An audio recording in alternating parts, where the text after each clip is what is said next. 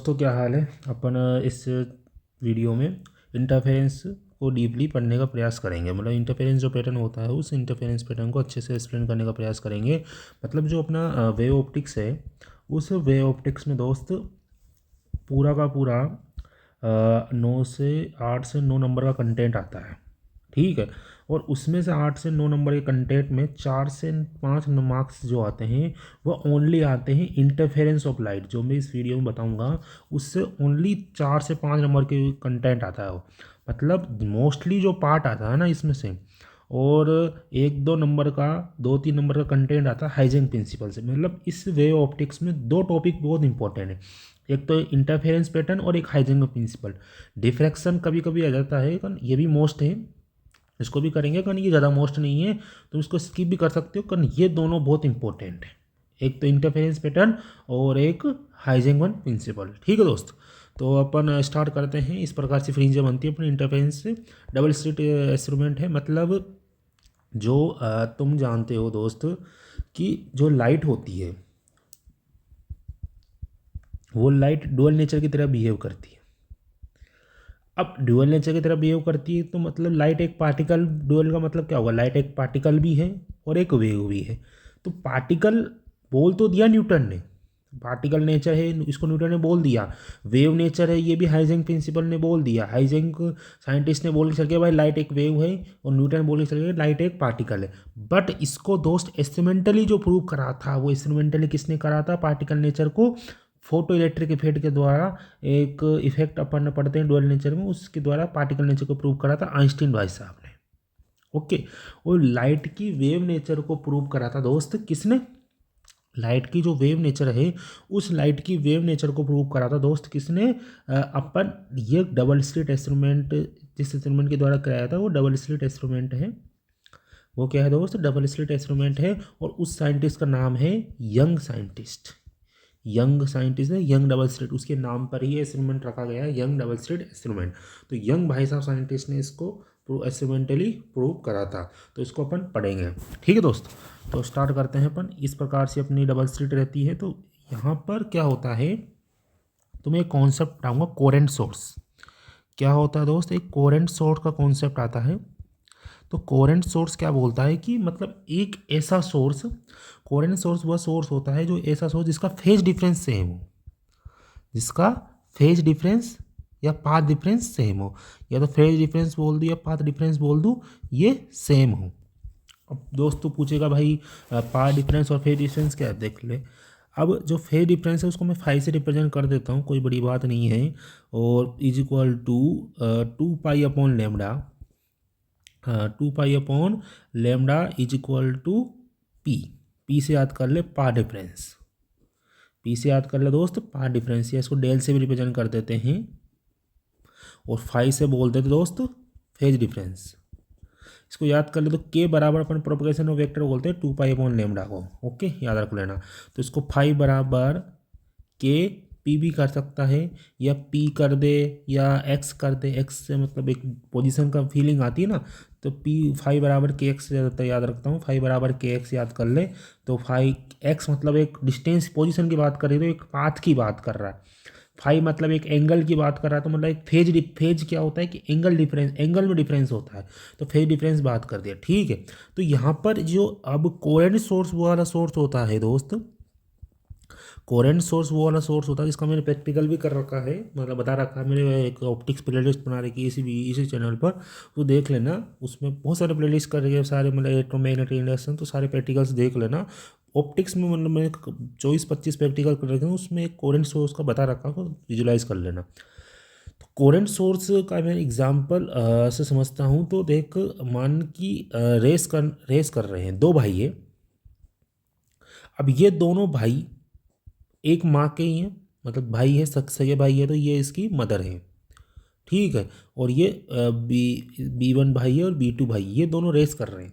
तो ये दोनों रेस कर रहे हैं, तो जब इनमें क्या बोला कि पाथ डिफरेंस सेम रखा है, मतलब ये इन दोनों ने डिसाइड करा कि भाई सुन, तुम मेरे से B1 भाई तू कहे मेरे से आगे रहेगा और B2 कहेगा कहा कि तू मेरे पीछे रहेगा और 2 मीटर की डिस्टेंस से पीछे रहेगा। तो ये B1 यहाँ पर चल गया, B2 यहाँ पर चल गया, इन दोनों के बीच में डिस्टेंस ओनली 2 सेंटीमीटर है। जब ये यहाँ पर गया और यहाँ पर गया, जब भी इनके बीच में 2 सेंटीमीटर रही, यहाँ पर गया यहाँ पर गया, जब भी इनके बीच में 2 सेंटीमीटर डिफरेंस रही, मतलब इनका पाथ डिफरेंस सेम रहा। और पाथ डिफरेंस सेम रहा तो मतलब डेल एक्स की वैल्यू सेम रही तो मतलब फेज डिफरेंस भी सेम हो गया। तो कोहेरेंट सोर्स वो होते हैं। अब ये किससे पैदा हुए थे? माँ से ही। तो माँ ने नहीं पैदा करे थे, मदर ने ही तो इन दोनों को पैदा करा था। तो ये किससे प्रोडक्ट जनरेट हुए थे? मदर से। तो ये जो मदर हुई मेरी वो क्या होगी? एक कोहेरेंट मदर हो गई, मतलब इसको कोहेरेंट सोर्स बोल देता हूँ मैं। इसी प्रकार एक सोर्स होता है, तो वो एक पॉइंट पर जनरेट कर कर, ये देख यहाँ पर एक पॉइंट पर इन दोनों से यहाँ पर एक दोनों यहाँ पर 2 पॉइंट जनरेट हो गए दो, तो यहाँ से एक स्फेरिकल वेव फ्रंट बना है। तो यहाँ पर एक कोहेरेंट सोर्स से 2 वेव जनरेट हुई है और ये दोनों वेव सेम वेवलेंथ की है, सेम फेज पर जा रही है, फेज डिफरेंस सेम है, इनका पाथ डिफरेंस सेम है। बट नॉन कोहेरेंट सोर्स वो होता है जिसका पाथ डिफरेंस सेम नहीं होता, मतलब फेज। अब यहाँ से यहाँ पर तो 2 सेंटीमीटर रहा, अब इस B1 ने धोखा दे दिया कि भाई ये 5 सेंटीमीटर चल गया, इस B1 ने फिर और धोखा दी गई 7 सेंटीमीटर चल गया, तो वो क्या नहीं हो गया? कोहेरेंट नहीं हो गया, नॉन कोहेरेंट हो गया। नॉन कोहेरेंट मतलब इसकी जो मदर हो गई वो नॉन कोहेरेंट की तरह मेरे पे बिहेव करने लग गई, मतलब इसको मैं एग्जांपल की तरह समझा रहा हूँ। तो नॉन कोहेरेंट की तरह बिहेव करने लग गई। तो नॉन कोहेरेंट का मतलब होता है कि जो फेज डिफरेंस होता है या मेरा जो पाथ डिफरेंस होता है वो सेम नहीं रहे, डिफरेंट रहे। पाथ डिफरेंस क्या रहे? डिफरेंट रहे। ओके दोस्त, तो डिफरेंट रहे मतलब सेम नहीं रहे, तो ये इसको बताता है। ओके हाँ, तो अब कोहेरेंट और incoherent addition of the wave किसको रिप्रेजेंट करता है? देख, अब coherent the two source of having the same wavelength, frequency and constant phase difference. Wavelength भी सेम रहेगी, तो difference are the coherent in the nature, there is amplitude में भी डिफरेंट हो सकता है, इनका एम्पलीट्यूड डिफरेंट हो सकता है, बट इनकी जो वेवलेंथ रहेगी, इनकी जो फ्रीक्वेंसी रहेगी और फेज जो रहेगा वो कांस्टेंट रहेगा। पाथ भी कांस्टेंट है। वेवलेंथ का मतलब क्या है? पाथ, पास से आया है वो। वेवलेंथ मतलब पास से तो आती है। द प्रिंसिपल ऑफ सुपरपोजिशन वो कोहेरेंट सोर्स बताएगा और इनकोहेरेंट जो सेम नहीं रहे वो इनकोहेरेंट सोर्स को रिप्रेजेंट करेगा दोस्त, ठीक है। अब सुपरपोजिशन का प्रिंसिपल क्या बोलता है मेरे मित्र? सुपरपोजिशन का प्रिंसिपल ये बोलता है कि भाई 2 वेव है, the particular medium or the net displacement product or number of the wave is sum of the displacement product produced by the each of the wave। 2 wave, एक y1 डिस्प्लेसमेंट की एक wave है, y2 displacement की दूसरी wave है, दोनों पर amplitude a1 a2, एक पर एम्पलीट्यूड a1 पर, दूसरा एम्पलीट्यूड a2 है। तो ये दोनों सुपर इम्पोज हो रही, सुपर इम्पोज होने के बाद y इज इक्वल टू, अब y इसकी जो इक्वेशन बना रहा हूँ ये मेरी स्टैंडिंग वेव की इक्वेशन जैसे बन रही है। तो a1 sine kx minus omega T और a2 sine kx minus omega T plus phi यहाँ पर क्या बता रहा है? इन दोनों वेव के बीच में फेज डिफरेंस बता रहा है, मतलब इन दोनों के बीच में फेज में कितना डिफरेंस आ रहा है उसको वो जनरेट करने का प्रयास कर रहा है। तो इन दोनों को मैंने क्या कर दिया? सुपर इम्पोज कर दिया, y is equal to y1 plus y1। अब सुनना, मेन चीज़ ये है कि यहाँ पर जो कोहेरेंट सोर्स होता है ना, वह कोहेरेंट सोर्स दोस्तों, एक तो ये इंटेंसिटी और वेव जो होती है उसका ईयरली टर्म रहता है half rho A square omega square V velocity of wave कहलाएगी, रो डेंसिटी ऑफ, अब डेंसिटी कांस्टेंट रहेगी, वेलोसिटी ऑफ वेव कांस्टेंट रहेगा, ओमेगा स्क्वायर वी मतलब half rho omega square V A square. तो मतलब जो एम्पलीट्यूड रहेगा वेव का वो क्या होगा? प्रोपोर्शनल हो जाएगा, प्रोपोर्शनल टू एम्पलीट्यूड स्क्वायर के। पर इंटेंसिटी ऑफ लाइट, भाई लाइट की जो इंटेंसिटी है वो एम्पलीट्यूड मतलब मैक्सिमम वैल्यू, डिस्प्लेसमेंट की मैक्सिमम वैल्यू a1 या a2 यहाँ पर एम्पलीट्यूड है उसके स्क्वायर के प्रोपोर्शनल होता है, ठीक है। अब इंटेंसिटी मैंने बताई दी तेरे को, क्या क्या डेफिनेशन होती है इंटेंसिटी की? डेफिनेशन होती है एनर्जी पर यूनिट टाइम पर यूनिट एरिया, उस पर जो जनरेट होने वाली एनर्जी होती है पर यूनिट टाइम पर यूनिट एरिया ही वो क्या होती है? मेरी इंटेंसिटी होती है। इसकी कभी ना कभी यूनिट भी पूछ लेता है, याद रखना, इससे यूनिट निकाल सकते हैं, आराम से, कोई बड़ी बात नहीं है, joule metre square second, okay. और अपन तू जानता इंटेंसिटी, सर इंटेंसिटी का फीलिंग कैसे समझूं? भाई देख, तेरे पास 9 वोल्ट का भी बर्फ आता है, तेरे पास एक 14 वोल्ट का भी बर्फ आता है, एक 17 से 28 वोल्ट का भी बर्फ आता है। तो इन दोनों में तू एक कमरे में लगा, तू रोशनी का अंतर देख लेना, कमरे की ब्राइटनेस से समझ जाएगा। तो इंटेंसिटी मतलब होता है ब्राइटनेस। तो भाई 9 वोल्ट का जो बल्ब आएगा वो कम ब्राइटनेस देगा, 14 वोल्ट का बल्ब कम ब्राइटनेस देगा, और सॉरी उससे ज़्यादा देगा, और 27 या 28 वोल्ट का जो बल्ब रहेगा वो सबसे ज़्यादा ब्राइटनेस देगा। तो दैट मीन्स इसकी ब्राइटनेस सबसे ज़्यादा, तो दैट मीन्स इसकी इंटेंसिटी I3 की सबसे ज़्यादा है कंपेयर टू I1 और I2 से। तो इंटेंसिटी से समझ रहे हैं। अब दो डिस्प्लेसमेंट मैंने बता दी, ये सुपर इम्पोज हो रही है Y1 और Y2, तो इनका Y1 प्लस Y2 एक इक्वेशन बना दिया। तो यहाँ पर देख ले Y1 प्लस Y2 इक्वेशन बन गया है, और यहाँ पर देख kx माइनस ओमेगा टी और kx minus plus omega T है। तो यहाँ पर मैंने आराम से त्रिकोमेट्री का फॉर्मूला लगा दिया साइन ए प्लस बी का। तो साइन ए कोस बी प्लस कोस ए साइन बी अपन जानते हैं। तो यहाँ पर मैंने एक ए इसको मान लिया और फाई को बी मान लिया, तो मैंने इस A2 को इस टर्म में कन्वर्ट कर दिया। अब इसको देख लेना, और A1 प्लस A2 यहाँ पर जो दो चीज़ें आई है, तो ए को sine kx minus omega T इसमें भी आ रहा है और इसमें भी आ रहा है, तो मैंने इसको कॉमन ले लिया। तो A1 प्लस A2 ये फर्स्ट टर्म, ये सेकेंड टर्म, ये थर्ड टर्म, इसमें sine kx minus omega T common ले लिया, तो A1 plus A2 cos phi बन गया, और A2 sine phi into cos के एक्स माइनस ओमेगा टी बन गया। तो अब मैं क्या करूँगा दोस्त कि यहाँ पर ये जो ये वाली चीज़ है ना, इसको मैं आर कोस डेल मान लेता हूँ, आर कोस डेल मान लिया। और ये वाली जो चीज़ है, ये जो एक्स्ट्रा टर्म आ रही है A2 साइन फाइव, इसको मैंने R sine five sine del मान लिया। तो जब इसको मानने के बाद इसकी जो नेट डिस्प्लेसमेंट की जो वैल्यू मिलेगी मुझे, आर साइन के X minus omega T plus del मिल जाएगी, और R square sine square del plus R square cos square del is equal to A1 plus A2 cos phi का square plus A2 square sine square phi. Okay, तो R square is equal to A1 square plus A2 square plus 2A1 A2 cos pi है, और R is equal to दोस्त आ जाएगा root A1 square plus root A2 square plus 2A cos A. ये direct तुम्हारे ज़्यादातर numerical इससे derivation नहीं आती है, डायरेक्ट न्यूमेरिकल पूछा जाता है। तो ये वाला जो नेट डिस्प्लेसमेंट जो एक रिजल्टेंस बनेगा, मतलब इस Y1 और Y2, ये Y1 है, ये Y2 है, इनको मिलाने के बाद ये जो Y बना है ना Y1 प्लस Y2, इसका जो R आया है, ये R क्या हैगा, नेट एम्पलीट्यूड, रिजल्टेंट एम्पलीट्यूड भी बोल सकते हैं इसे, या तो नेट एम्पलीट्यूड बोल दे या रिजल्टेंट एम्पलीट्यूड बोल दे। तो रिजल्टेंट एम्पलीट्यूड तेने इसको बोल दिया है, ठीक है दोस्त। तो या तो नेट एम्पलीट्यूड बोल दे या रिजल्टेंस एम्पलीट्यूड बोल दे, कुछ भी बोल सकता है। ओके, तो कुछ भी बोल सकता है, तो रिजल्टेंट एम्पलीट्यूड बोल दे, नेट एम्पलीट्यूड बोल दे। इसका जो फाइनल आया A1 Y1 क्या था, A1 एम्पलीट्यूड का था, Y2 क्या था, A2 एम्पलीट्यूड का था। तो दोनों को रिजल्टेंट करने के बाद root A1 square plus A2 square plus 2A1 cos A2 2A1 A2 cos pi बन गया है। बन गया नहीं बन गया दोस्त? अब तेरा जो रिजल्टेंस तो बन गया, अब तेरा रिजल्टेंस तो बन गया है। अब तू क्या करेगा, यहाँ पर जो टेन एल्फा निकालेगा, टेन एल्फा निकालने के बाद मतलब यहाँ से इन दोनों का रेशो कर देगा ना, ये वाली जो चीज़ है, ये वाली चीज़, इन दोनों का रेशो कर दे, तो आर से आर कट जाएगा, साइन एल्फा अपॉन कोस एल्फा क्या बन जाएगा, क्या बन जाएगा, टेन एल्फा। टेन एल्फा मानकर ये आ गया। अब मेन चीज़ ये है, ये बहुत इंपॉर्टेंट है। इसके बाद अब तेरे पास ये वाली टर्म तो ऊपर आ गई थी, कौन सी, ये ए बराबर सर ए बराबर या आर इज इक्वल टू ए मान ले, कोई बड़ी बात नहीं है। यहाँ पर तू ये जानता था ना, आर इज इक्वल टू ए रख दे, नेट एम्पलीट्यूड ए रख दिया, A1 और A2 है उनका नेट एम्पलीट्यूड ए रख दिया, तो A1 square plus A2 square, यहाँ से ला रहा हूँ मैं इसको, है ना। तो A1 square plus A2 square plus 2A1 A2 cos phi. Phi क्या है, दोनों के बीच में A1 और A2 जो एम्पलीट्यूड की जो वेव है उन दोनों के बीच में फेज डिफरेंस है। अब यहाँ से जो स्क्वायर ले लिया, तो A square A1 square plus A2 square sir 2A1 A2 cos phi, ठीक है। अब इसको मैंने रख दिया, और मैं जानता हूँ कि इंटेंसिटी प्रोपोर्शनल होती है एम्पलीट्यूड के स्क्वायर के। तो यहाँ पर जो हो गई इंटेंसिटी, ये I1 की स्क्वायर बन जाएगा, नहीं ये I1 बन जाएगा, क्योंकि I1 का स्क्वायर है ना A1 का स्क्वायर, तो ये I1 A1 का स्क्वायर बन जाएगा, ये I2 A2 का स्क्वायर बन जाएगा। तो I is equal to I1 plus I2 plus 2। अब A1, अब तूने बोला कि I1 A1 का स्क्वायर बन गया, तो A1 बराबर किसका प्रोपोर्शनल बनेगा, रूट I1 का। उसी प्रकार A2 प्रोपोर्शनल बनेगा रूट I2 का।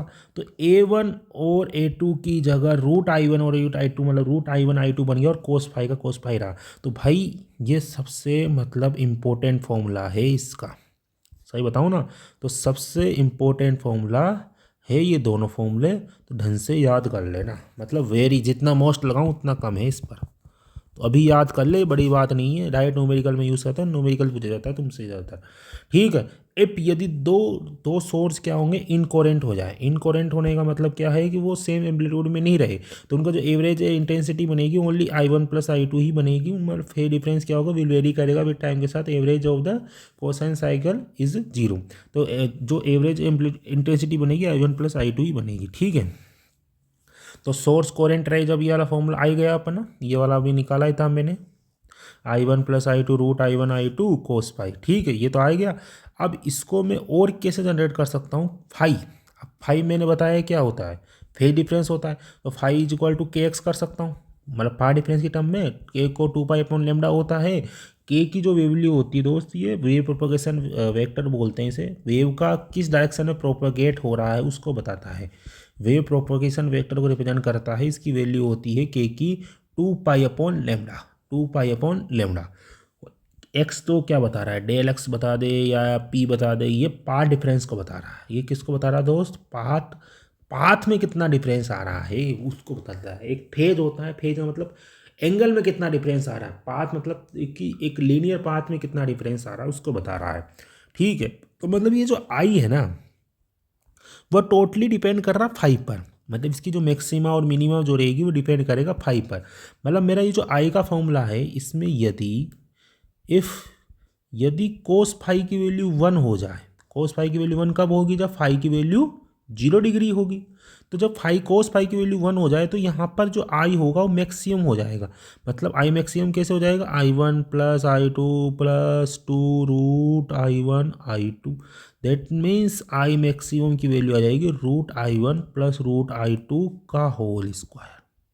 अब तो खोल के देख ले, ए प्लस बी का होल स्क्वायर खोल के देखे, A² मतलब I1, B² मतलब I2 और 2AB मतलब रूट I1 I2। ओके। अब यदि, ये इंपॉर्टेंट चीज़ बता रहा हूँ दोस्त, यदि कोस फाई की वैल्यू दोस्त 0 कर दूँ, कोस फाई की वैल्यू दोस्त मतलब मिनिमा की कर रहा हूँ, 0 तो नहीं कर सकता, 0 में तो I1 प्लस I2 हो जाएगा। -1 कर दूँ, मतलब तू जानता है कि कोस की रेंज क्या होती है, इस कोस फाई की रेंज क्या होती है, -1 से +1। +1 मेरी मैक्सिमा को बताएगा और -1 मेरी मिनिमा को रिप्रेजेंट करेगा। तो एक मैक्सिमा देख लेता हूँ, मतलब मैं ये देखना चाहता हूँ कि आई की मैक्सिमम और मिनिमम वैल्यू कितनी है, मतलब इंटेंसिटी की मैक्सिमा और मिनिमम वैल्यू कितनी है। तो यदि ये हो रहा है तो ये कब होगा, जब फाई की वैल्यू पाई होगी। ओके। तो मतलब पाई का मल्टीपल होगा। तो देट मीन्स मेरा जो आई हो जाएगा वो मिनिमम हो जाएगा। That means I1 plus I2 और यहाँ माइनस आ जाएगा 2I1 I2। That means I minimum is equal to root I1 minus root I2 का होल स्क्वायर। ओके दोस्त। तो root I1 minus root I2 का होल स्क्वायर को रिप्रेजेंट करेगा, करेगा नहीं करेगा ये। तो ये वाली जो चीज़ होगी root I1 minus root I2 को इंटरफेरेंस करेगा। अब मैं तुझे बताता हूँ, ये आई मिनिमम को बताएगा और ये आई मैक्सिमम। ये भाई इंपॉर्टेंट फॉर्मूला है, पूछा जाता है मिनिमम आई मैक्सिमम पर आई मिनिमम का रेशियो क्या होता है। ये भी इम्पोर्टेंट है मेरे भाई यानी दोस्त, ये भी इम्पोर्टेंट है अपने दोस्त, इसको भी ढंग से कर लेना। अब अपन पढ़ते हैं इंटरफेरेंस होता क्या है। ये तो अपन इसको, इससे पहले मुझे जो पढ़ने की जो नीड थी वो मैंने तुझे बता दी है। ठीक है। अब द इंटरफेरेंस जो होता है, the two wave interference is a two coherent wave superimpose होती है ना मीडियम में, redistribution of the energy take place in the medium, this is a phenomena is called interference. That means energy को ये लेती है किसी न किसी मीडियम में। इसकी अनदर डेफिनेशन बताऊँ तो भाई, एक दो स्टैंडिंग वेव है जो सेम एम्पलीट्यूड की सेम, जैसे यहाँ पर हो रही है, अभी बताऊँगा यंग डबल स्लिट एक्सपेरिमेंट आएगा जब। तो एक कंस्ट्रक्टिव इंटरफेरेंस बता दिया, कोस फाई की वैल्यू 1 कर दे तो फाई की वैल्यू कितनी हो सकती है, यहाँ पर 0 प्लस 2 पाई रखेगा जब भी मेरे पास वो आएगी, 4 पाई रखूँगा जब भी वो आएगी। मतलब पाई का इवन मल्टीपल, 0 भी क्या होता है दोस्त, इवन होता है ना। तो पाई का इवन मल्टीपल रखने पर मेरे पास फाई मतलब फेज डिफरेंस का इवन मल्टीपल रखने पर मेरे पास आ रही 1 की वैल्यू आ रही है, मतलब आई की वैल्यू मैक्सिमम आ रही है। तो फाई की वैल्यू 2 एंड पाई, तो एन की वैल्यू यहाँ पर 0 हो सकती है, 0 रखूँगा तो 0 हो जाएगी, 1 रखूँगा तो 2 पाई हो जाएगी, 2 रखूँगा तो 4 पाई। तो 0, 2 पाई, 4 पाई, इन पर सबकी वैल्यू कोस पाई की वैल्यू 1 होती है। ठीक है, अब मैं पार डिफरेंस निकालूँ तो पार डिफरेंस मेरे पास फाई इज इक्वल टू कितना आ गया, 2n पाई। पार डिफरेंस क्या होता है, 2 पाई अपॉन लैम्डा और डेल्टा एक्स। 2 पाई से 2 पाई उड़ा दिया। अब मेरे पास डेल्टा एक्स निकालना है, डेल्टा एक्स कितना हो जाएगा, एन लैम्डा हो जाएगा। मतलब डेल्टा एक्स की वैल्यू भी यहाँ पर प्लस माइनस होगा तो भाई यहाँ पर भी प्लस माइनस हो जाएगा। तो ये यहाँ पर मेरा पाथ डिफरेंस निकल गया। तो ये जो चीज़ बता रही है वो पाथ डिफरेंस को बता रहा है, और दोस्त ये वाली जो चीज़ बता रही है फेज डिफरेंस को बता रहा है। ओके मित्र, समझ में आ रहा है? ओके, आगे बढ़ते हैं। अब यहाँ पर एन की वैल्यू 0, 1, 2, 3 इन्फिनिटी हो सकती है। तो यहाँ पर जो मेरे पास इंटेंसिटी आएगी वो मैक्सिमम आएगी, जो मैंने तुझे बता दी है, √I1 + √I2 का होल स्क्वायर आएगी। ओके, और इसी प्रकार अब मतलब ये जो मैक्सिमम मेरे पास इंटेंसिटी आई है ना, ये जो आई मैक्सिमम आई, इंटेंसिटी जो मैक्सिमम आई है, इस इंटेंसिटी मैक्सिमम को बोलते हैं कंस्ट्रक्टिव इंटरफेरेंस। यहाँ पर जो इंटरफेरेंस बन रहा है वो बनता है इसको, मतलब इंटेंसिटी मैक्सिमम आ रहा है मतलब वहाँ ब्राइटनेस आ रही है, उस चीज़ को बोलते हैं कंस्ट्रक्टिव इंटरफेरेंस। और कंस्ट्रक्टिव इंटरफेरेंस कब जनरेट होता है, जब ब्राइटनेस आती है। भाई बहुत इंपॉर्टेंट चीज़ बता रहा हूँ, ये डायरेक्ट क्वेश्चन सोल्व होंगे, बड़े बड़े क्वेश्चन सोल्व करेंगे इस चीज़ से। जब इंटेंसिटी मैक्सिमम होगी उसकी वैल्यू कितनी रहेगी, √I1 + √I1 का √I1 + √I2 का होल स्क्वायर। और उस टाइम में इंटेंसिटी मैक्सिमम रहेगी, उस टाइम में क्या बनेगी, कंस्ट्रक्टिव इंटरफेरेंस बनेगा, उसी को क्या बोलते हैं, ब्राइटनेस। जब ब्राइटनेस होती है, ब्राइट फ्रिंज बन रही है, ब्राइट फ्रिंज के मैं बताऊंगा अभी। और एक मतलब दो प्रकार के इंटरफेरेंस पैटर्न होते हैं, एक कंस्ट्रक्टिव होता है, एक डिस्ट्रक्टिव होता है। तो कंस्ट्रक्टिव जब बनता है जब ब्राइटनेस आती है, और डिस्ट्रक्टिव इंटरफेरेंस कब बनता है, जब डार्कनेस आती है, काला, मतलब जो कुछ भी रोशनी नहीं दिखाई दी, डार्कनेस। वो कब बनता है, जब इंटेंसिटी बहुत मिनिमम हो जाए। अब इंटेंसिटी मिनिमम कर रहेगी जब कोस पाई की वैल्यू -1 रहेगी। अब कोस पाई की वैल्यू -1 किस पर हो सकती है, पाई पर हो सकती है, -पाई पर हो सकती है, +-3 पाई पर हो सकती है, मतलब पाई का ओड ऑर्डर। तो यहाँ पर में जो फाई होता है, इसको मैं यदि इस टर्म में लिख सकता हूँ 2n-1 फाई पाई। तो मतलब पाई का ओड मल्टीपल की बात कर रहा हूँ। अब जो 2n-1 पाई रख दिया, तो यहाँ पर डेल्टा एक्स की वैल्यू कैसे निकालूंगा मैं, वही अपना प्यारा सा नन्ना सा फॉर्मूला है भाई, प्यारा सा नन्ना सा फॉर्मूला है। 2 पाई से पाई उड़ा दिया, नहीं उड़ा दिया, 2 तो बच गया भाई अपना, वो डेल्टा एक्स। तो डेल्टा एक्स की वैल्यू मेरे पास कितनी आएगी, 2n-1 λ/2। तो ये मेरे पास डेल्टा एक्स की वैल्यू आ गई, और यहाँ पर प्लस माइनस चल ही रहा था। या तो मैं इसको ऐसे बोल दूँ, अब यहाँ पर जो एन की वैल्यू मैं स्टार्ट करूँगा वो 1 से करूँगा, क्योंकि ये वाली टीम पॉजिटिव होनी चाहिए। तो यदि 1 से स्टार्ट करूँगा 2n-1, यदि मैं 0 से स्टार्ट कर रहा हूँ तो 2n+1 होगी। ये दोनों चीज़ें याद रखना, क्योंकि इसकी ओवरऑल वैल्यू कितनी आनी चाहिए, 1 आनी चाहिए। या तो 0 से स्टार्ट कर दे या 1 से स्टार्ट कर दे, कोई बड़ी बात नहीं है, एन की वैल्यू मैटर करेंगे बस। ओके, और यहाँ पर जो इंटरफेरेंस पैटर्न बन रहा है, वो इंटेंसिटी बन रही है, वो मिनिमम बन रही है। तो इंटेंसिटी जो बन रही है दोस्त, वो मिनिमम बन रही है।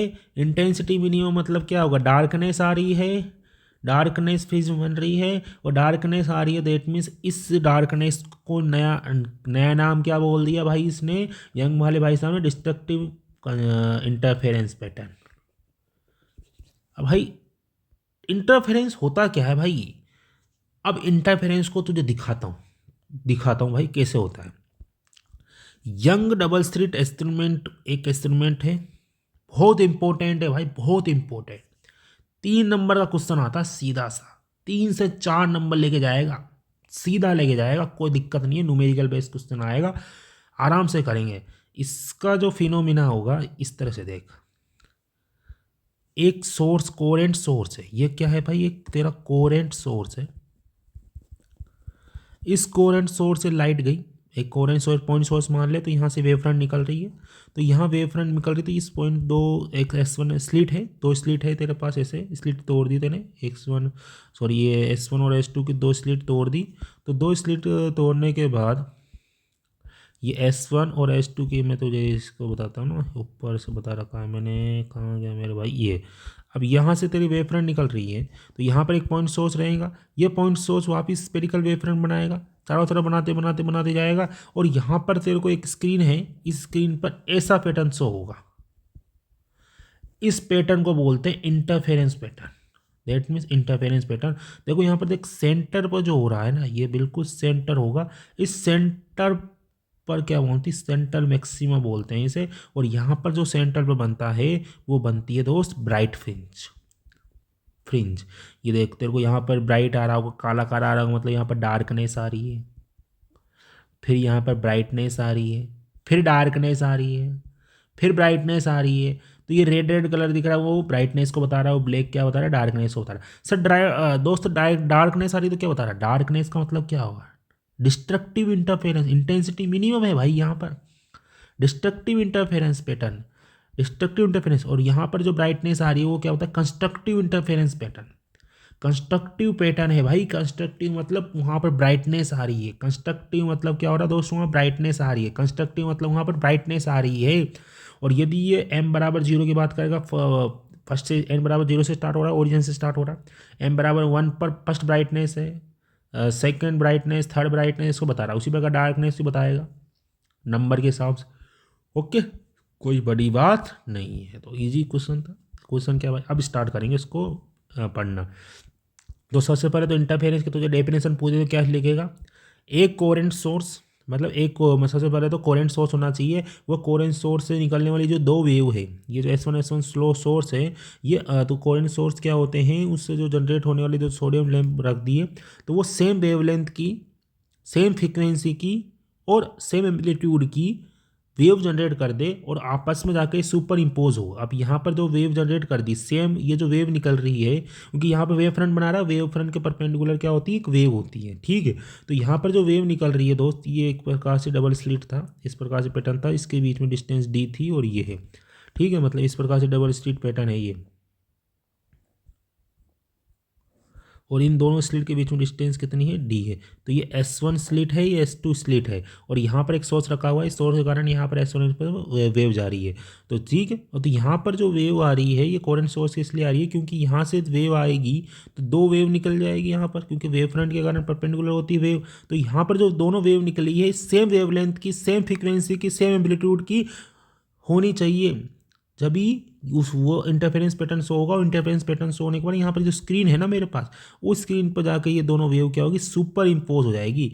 इस सुपर इम्पोज हो जाएगी, और सुपर इम्पोज तो हो जाएगी भाई, और यहाँ पर एक पाथ डिफरेंस जनरेट हो जाएगा डेल्टा एक्स। और ये जो पाथ डिफरेंस जनरेट होगा ये कांस्टेंट रहेगा, सेम रहेगा। पाथ डिफरेंस जनरेट होगा तो फेज डिफरेंस भी जनरेट होगा। अब ये यहाँ पर जिस पॉइंट पर जाकर सुपर इम्पोज हुई, अब तू जानता है यहाँ पर ब्राइट फेज बनती है, फिर काला काला आ गया, फिर ये काला काला आ गया, फिर ब्राइट फेज बन गई, फिर वापस काला काला आ गया, फिर ब्राइट फेज बन गई, फिर वापस काला काला आ गया। तो मतलब यहाँ पर bright dark, bright dark, bright dark, ऐसी फ्रिंजें बन रही है, मतलब ब्राइट बन रही है, फिर डार्क बन रही है, फिर ब्राइट बन रही है, फिर डार्क बन रही है। तो उससे फ्रिंजेस बन रही है, फ्रिंजें बोलते हैं उसे, जो मैं बताया था ना अभी, ये जो नमूना दिख रहा है तुझे, अभी देखेगा ये, इसे क्या बोलते हैं, फ्रिंज बोलते हैं, फ्रिंज है, नाम बोला गया फ्रिंज है। और इसको मैं दिखाऊँ ना, तो ऐसे तुम यदि घर पर असेसमेंट करो आराम से, एक छोटे बाल को लेकर कर सकते हो। मैंने करवाया भी है, प्रैक्टिकल ऑप्टिक्स वाली प्रैक्टिकल वीडियो देख लेना, उसमें करवा रखा है। तो देखो ऐसी फ्रिंजें बनेगी तुझे, आराम से सुंदर नज़ारा, बहुत ब्यूटीफुल नज़ारा दिखाई देगा भाई। मतलब यहाँ पर देख सेंटर पर, बिल्कुल सेंटर पर देखो, सेंटर मैक्सिमा दिखाई दे रही है।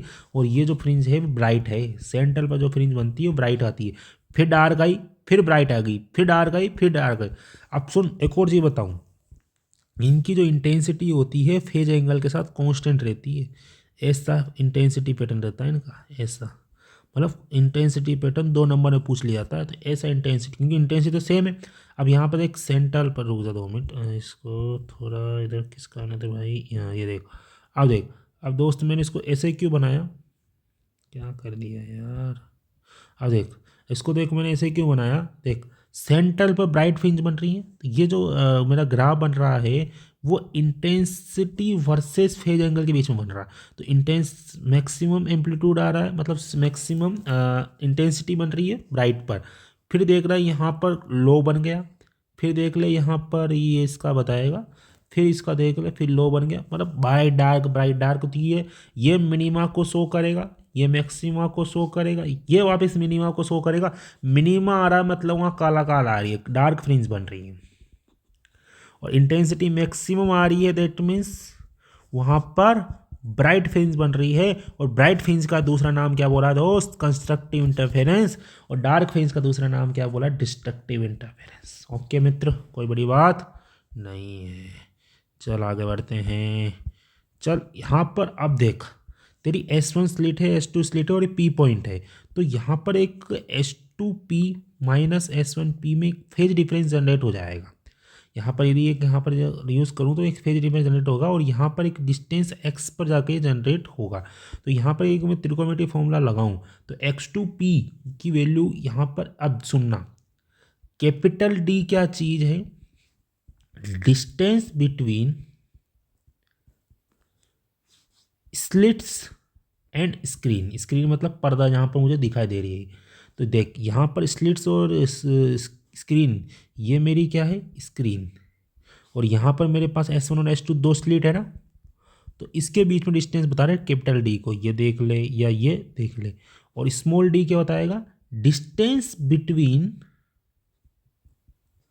स्लिट्स के बीच में डिस्टेंस बताएगा, ये स्लिट के बीच में डिस्टेंस बताना डी। ओके, अब सुन आराम से, मैं आप त्रिकोणमितीय फॉर्मूला लगा सकता हूँ। अब ये अपर पार्ट की बात कर रहा हूँ तो ये d/2 हो जाएगा, d/2 हो जाएगा। तो और यहाँ पर x बना रहा था, x plus d/2 is equal to x1p हो जाएगा, x1p हो जाएगा, कोई बड़ी बात नहीं है। और डी स्क्वायर, और ये जो पूरा बताएगा वो डी स्क्वायर को रिप्रेजेंट करेगा। तो आराम से मैं वैल्यू निकाल सकता हूँ। तो ये त्रिकोणमितीय फॉर्मूला लगा के इसकी वैल्यू पुटअप कर दूंगा। यहाँ पर कैलकुलेशन करवाने के बाद दोस्त यहाँ पर मेरे पास जो x की वैल्यू आएगी वो आएगी, मतलब x क्या है मेरा पास, यहाँ पर दो स्लिट थी। मैं कैलकुलेशन इसलिए नहीं करा रहा क्योंकि इसकी डेरिवेशन है नहीं, तो ओनली लिखा हुआ है वहाँ पर फॉर्मूला करके आओ बस, है ना। फॉर्मूला रिवीजन करो, न्यूमेरिकल करो। तो सिलेबस में भी देखो देखो, तुम सिलेबस में देखोगे, इसलिए मैं ज़्यादा सीरियस ले नहीं रहा इसकी डेरिवेशन को। ओके, तो यहाँ पर ये P पॉइंट बन रहा है। ओके, ये P पॉइंट बन रहा है और यहाँ पर जो P पॉइंट बन रहा है उसकी सेंटर से डिस्टेंस है x। तो इस x की जो वैल्यू आएगी दोस्त वो कैपिटल, ये मेरी कैपिटल D है और ये स्मॉल d है, इसलिए इसके बीच में डिस्टेंस। तो capital D upon small d is delta x। Delta x क्या बताएगा? यहाँ पर पाथ डिफरेंस को बताएगा। और यहाँ पर जो x है ये फ्रिंज पोजीशन को बताएगी। भाई फ्रिंज की कौन सी पोजीशन है मेरे भाई, इसको मैं कहूँ तो तू y से भी रिप्रेजेंट कर सकता है, कोई बड़ी बात नहीं। तू y ले रहा है तो यहाँ पे y से कर दे, कोई बड़ी बात नहीं है। तू y से भी कर सकता है, आराम से कर, कोई बड़ी बात नहीं है। y से समझना अच्छा है क्योंकि y एक्सिस पर। तो यहाँ पर कौन से नंबर की फ्रिंज है वो मेरे को पता लगानी है, तो वो y से कर दिया और इसका फॉर्मूला बन जाएगा capital D upon small d delta x। आराम से कर सकता है, यहाँ पर कैलकुलेशन लग जाएगी, बस S1P की वैल्यू अभी त्रिकोणमितीय फॉर्मूला लगा कर आ जाएगी। ठीक है, अब सुन, अब डेल्टा एक्स तो आ गया। अब तू जानता है कि कंस्ट्रक्टिव इंटरफेरेंस होता है दो, और इसमें एक कंस्ट्रक्टिव इंटरफेरेंस पैटर्न होता है और एक कौन सा होता है? Destructive interference pattern. अब दोस्त कंस्ट्रक्टिव इंटरफेरेंस पैटर्न कब होता है? कंस्ट्रक्टिव इंटरफेरेंस पैटर्न जब होता है जब ब्राइट फ्रिंज बनती है।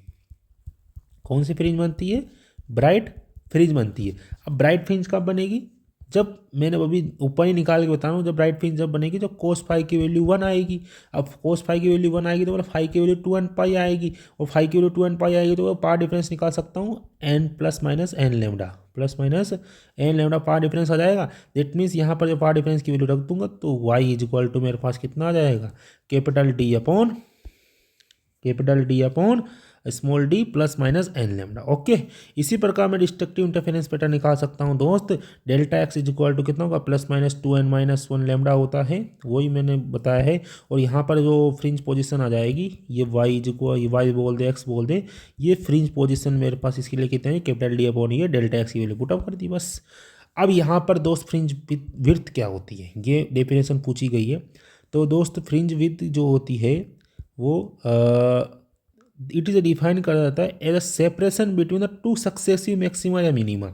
अब दोस्त दो सक्सेसिव, क्योंकि तेरा इसको मैं यदि स्क्रीन को वाई एक्सिस पर रखूँ तो तेरा ये जो स्क्रीन बन रही है, इस स्क्रीन पर यहाँ पर मैक्सिमा, यहाँ पर मैक्सिमा, यहाँ पर मैक्सिमा और यहाँ पर मैक्सिमा बन रहा, यहाँ पर मैक्सिमा और यहाँ पर मैक्सिमा। और ये देख यहाँ पर फिर डार्कनेस आ रही है, फिर वापस डार्कनेस आ रही है, फिर वापस डार्कनेस आ रही है, फिर वापस डार्कनेस आ रही है, फिर वापस डार्कनेस आ रही है। और देख, और यहाँ पर रेड रेड कर दे कोई वही, या ब्राइटनेस, फिर ब्राइटनेस, फिर ब्राइटनेस, फिर ब्राइटनेस, और फिर ब्राइटनेस, फिर ब्राइटनेस। तो देख यहाँ पर क्या हो रहा है दोस्त, यहाँ पर सेंट्रल मैक्सिमा है, ये दो स्लिट थी S2 S1 की डी डिस्टेंस पर स्मॉल डी और कैपिटल डी स्क्रीन के टाइम है। ये मेरा स्क्रीन को बता रहा है ना, स्क्रीन वाले को बता रहा है, ठीक।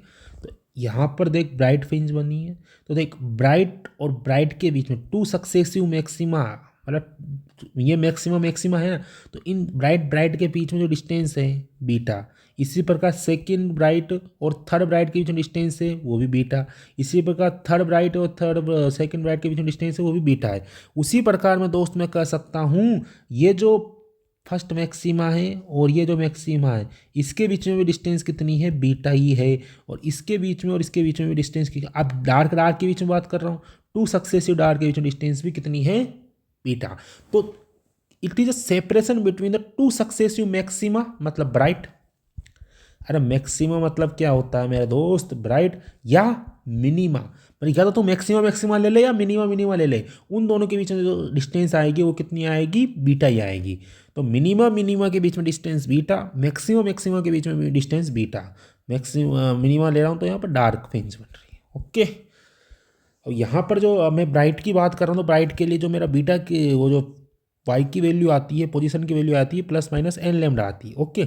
तो एन लेमडा आ रही है, तो एन की बात कर लूँ, यहाँ पर कोई ना कोई एन है और एक एन माइनस वन की बात कर लिया, तो एन, इसको तू एन बोल दे इस पोजीशन को, इसको तू एन माइनस वन बोल दे, इस सॉरी इसको एन बोल, इसको एन माइनस वन बोल। तो D upon D N lambda, D upon D N minus one lambda, तो D upon D lambda common आ गया, N minus N plus one, तो एन से एन चढ़ गया तो वन बच गया। तो देट मीन्स जो फ्रिंज विथ की जो वैल्यू आ गई वो दोस्त कितनी आ गई, कि lambda capital D upon small D.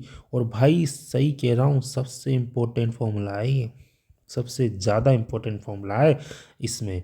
मतलब मेरा जो बीटा होगा वो फ्रिंज विथ प्रोपोर्शनल होगा इंसिडेंट होने वाली वेव लेंथ के, मोनोक्रोमेटिक वेवलेंथ जो हो रही है, इंसिडेंट हो रही है रेड कलर की, ब्लू कलर की, जो भी होगी उसकी वेवलेंथ के प्रोपोर्शनल होगा। यदि मैं रेड कलर की डाल लूँगा तो सबसे ज़्यादा फ्रिंज विथ आएगी, फ्रिंज विथ मैक्सिमम आएगी यदि वेवलेंथ मैक्सिमम रहेगा। यदि मैं वॉयलेट डालूंगा तो वेवलेंथ कम रहेगी उसकी, तो वो उसके लिए नहीं है। फ्रिंज विथ प्रोपोर्शनल है डिस्टेंस बिटवीन द स्क्रीन और स्लिट्स के बीच में, मतलब इन दोनों के बीच में डिस्टेंस पर डिपेंड करेगा, और फ्रिंज ऑल्सो डिपेंड करेगा स्लिट्स के बीच में डिफरेंस में, ओके। तो इनमें ऑल्सो डिपेंड करेगा। यदि मैं, तुमको पता है कि यहाँ पर जो एंगल बनाता हूँ मैं कुछ ना कुछ एंगल, तो यहाँ पर कोई ना कोई पोजीशन है वाई, तो मेरा पास जो बीटा आ रहा है अपॉन कैपिटल डी, इसका रेशो करूँगा तो लेमडा अपॉन स्मॉल डी बचेगा। तो ये जो होगा ये एंगुलर विड्थ को बताएगा, किसको बताएगा, एंगुलर विड्थ को रिप्रेजेंट करेगा, ओके दोस्त। Beta upon capital D is equal to lambda upon small D, okay. अब फ्रिंज पैटर्न इज हाइपरबोला, ये भी शेप पूछ लेगा, इसकी शेप कैसे बनती है। The fringe width is a hyperbola but if यदि the distance D is very, capital D जो होता है ये जो डिस्टेंस बिटवीन द स्लिट्स और screen is very large as compare to fringe width, fringe width से यदि वेरी बहुत लार्ज हो जाती है, मतलब ये जो D is very large beta से, the fringe will be nearly straight line. तो फिर जो फ्रिंज जो होती है वो, मतलब फ्रिंज पैटर्न का ज़्यादातर जो पैटर्न होता है हाइपरबोला, और यदि कैपिटल डी बहुत ज़्यादा होता है बीटा से, तो वो जो इसका जो पैटर्न हो जाएगा वो स्ट्रेट लाइन रिप्रेजेंट करने लग जाएगा जब डी इज़ वेरी लार्ज हो जाएगा, ओके। और इफ़ यदि एस इज ऑन परपेंडिकुलरली, ऐसे नॉर्मली तो ये हाइपरबोला पैटर्न है। हाइपरबोला क्या होता है, एक ऐसा और एक सा, तो ये जो दोस्त हो रहा है ये हाइपरबोला का पैटर्न होता है, जनरली इसका हाइपरबोला का पैटर्न होता है। और ये कब होगा, जब कैपिटल डी बहुत ज़्यादा हो जाएगा स्मॉल बी से, ओके।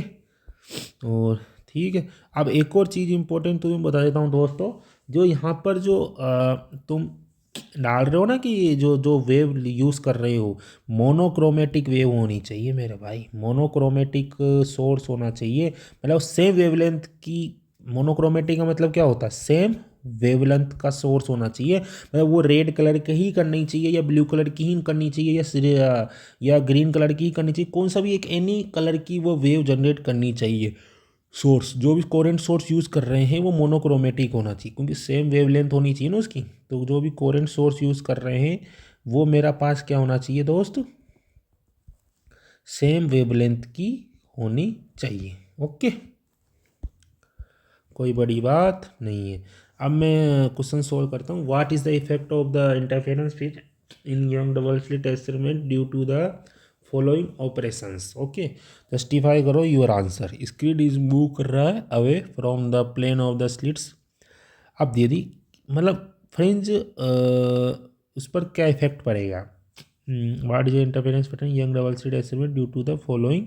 स्क्रीन यदि मूव कर रहा हूँ, स्क्रीन को यदि मैं मूव कर रहा हूँ, that means capital away from the plane of the slit से, angular separation of the fringe remain same रहेगा, उस पर एंगुलर सेपरेशन पर कुछ भी नहीं इफेक्ट पड़ेगा।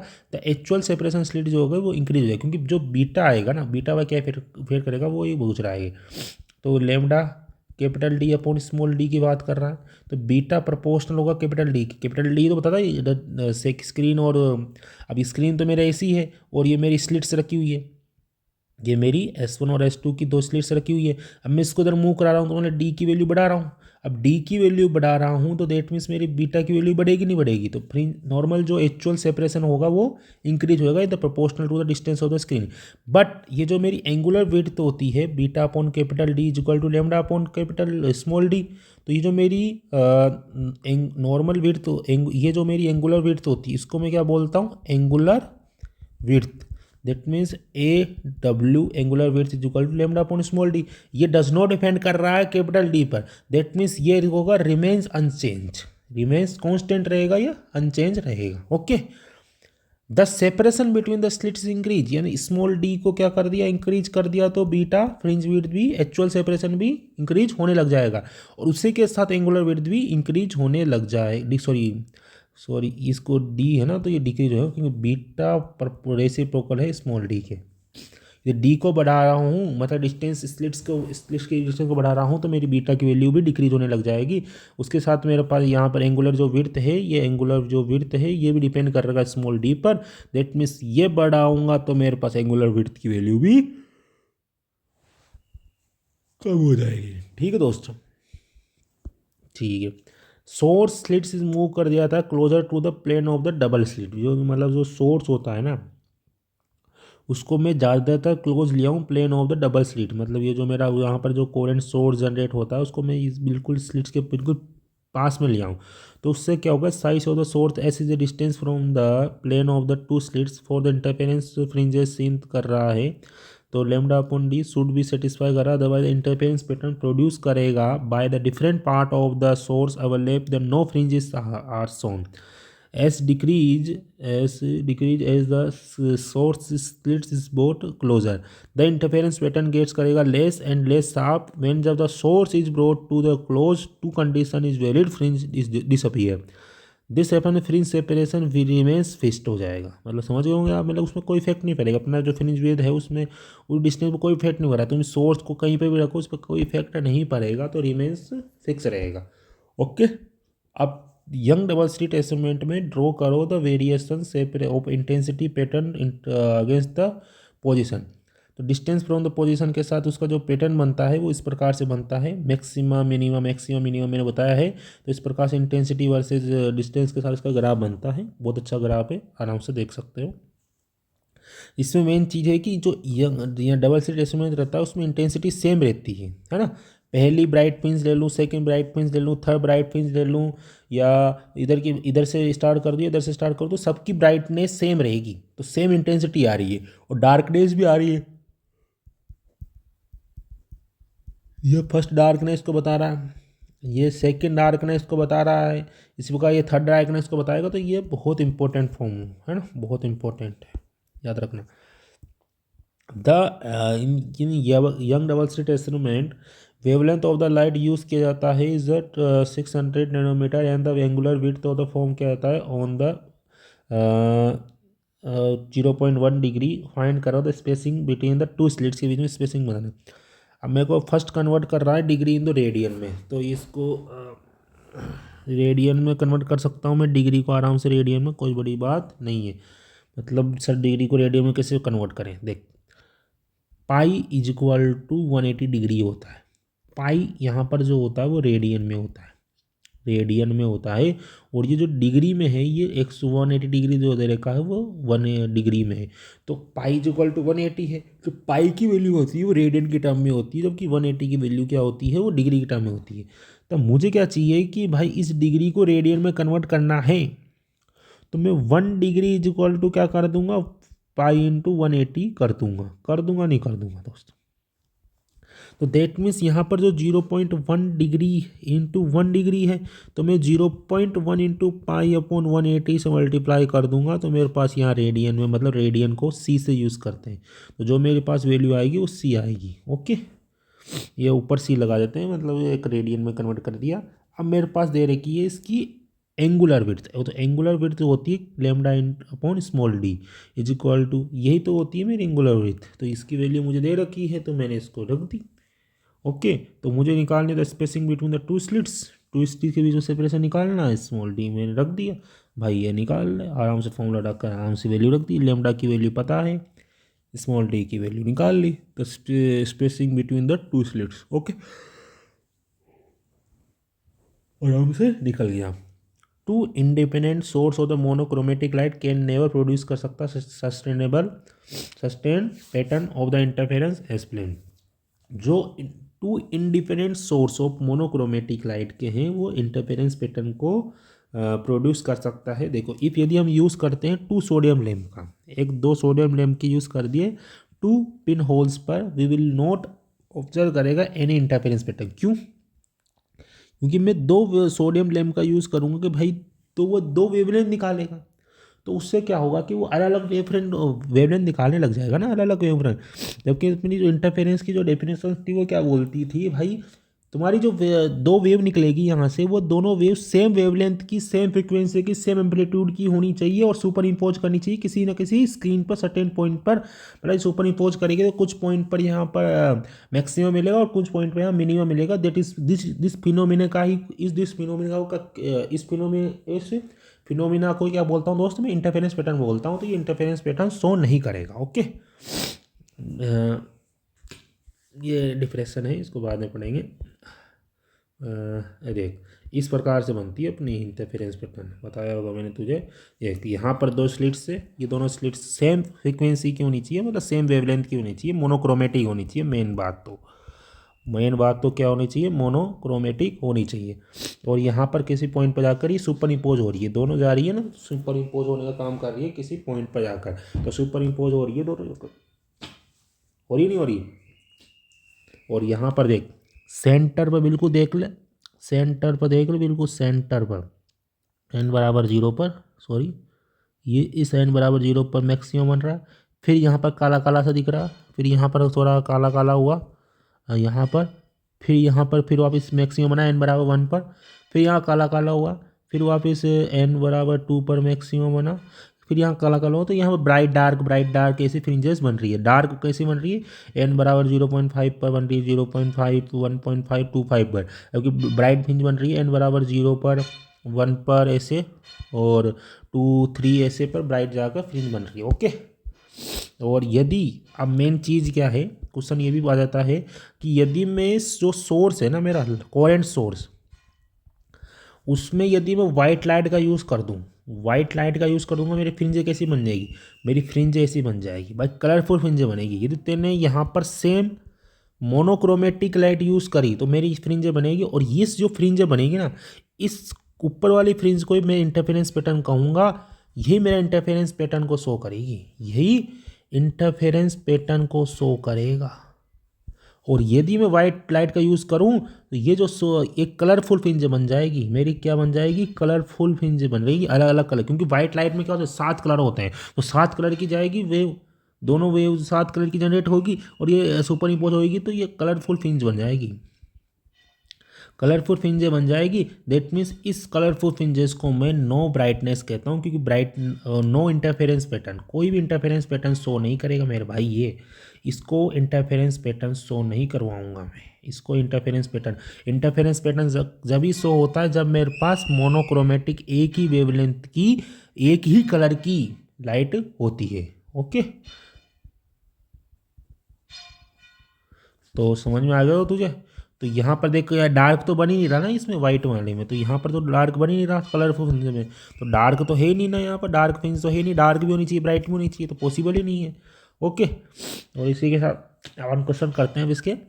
हाँ, तो मैंने ये भी बताया था कि स्पेरिकल वेवफ्रंट किससे बनता है, पॉइंट सोर्स से बनता है, ये क्वेश्चन आ जाता है, पॉइंट सोर्स से स्पेरिकल वेवफ्रंट बनता है। सिलेंड्रिकल वेवफ्रंट किससे बनता है दोस्त, लीनियर सोर्स से।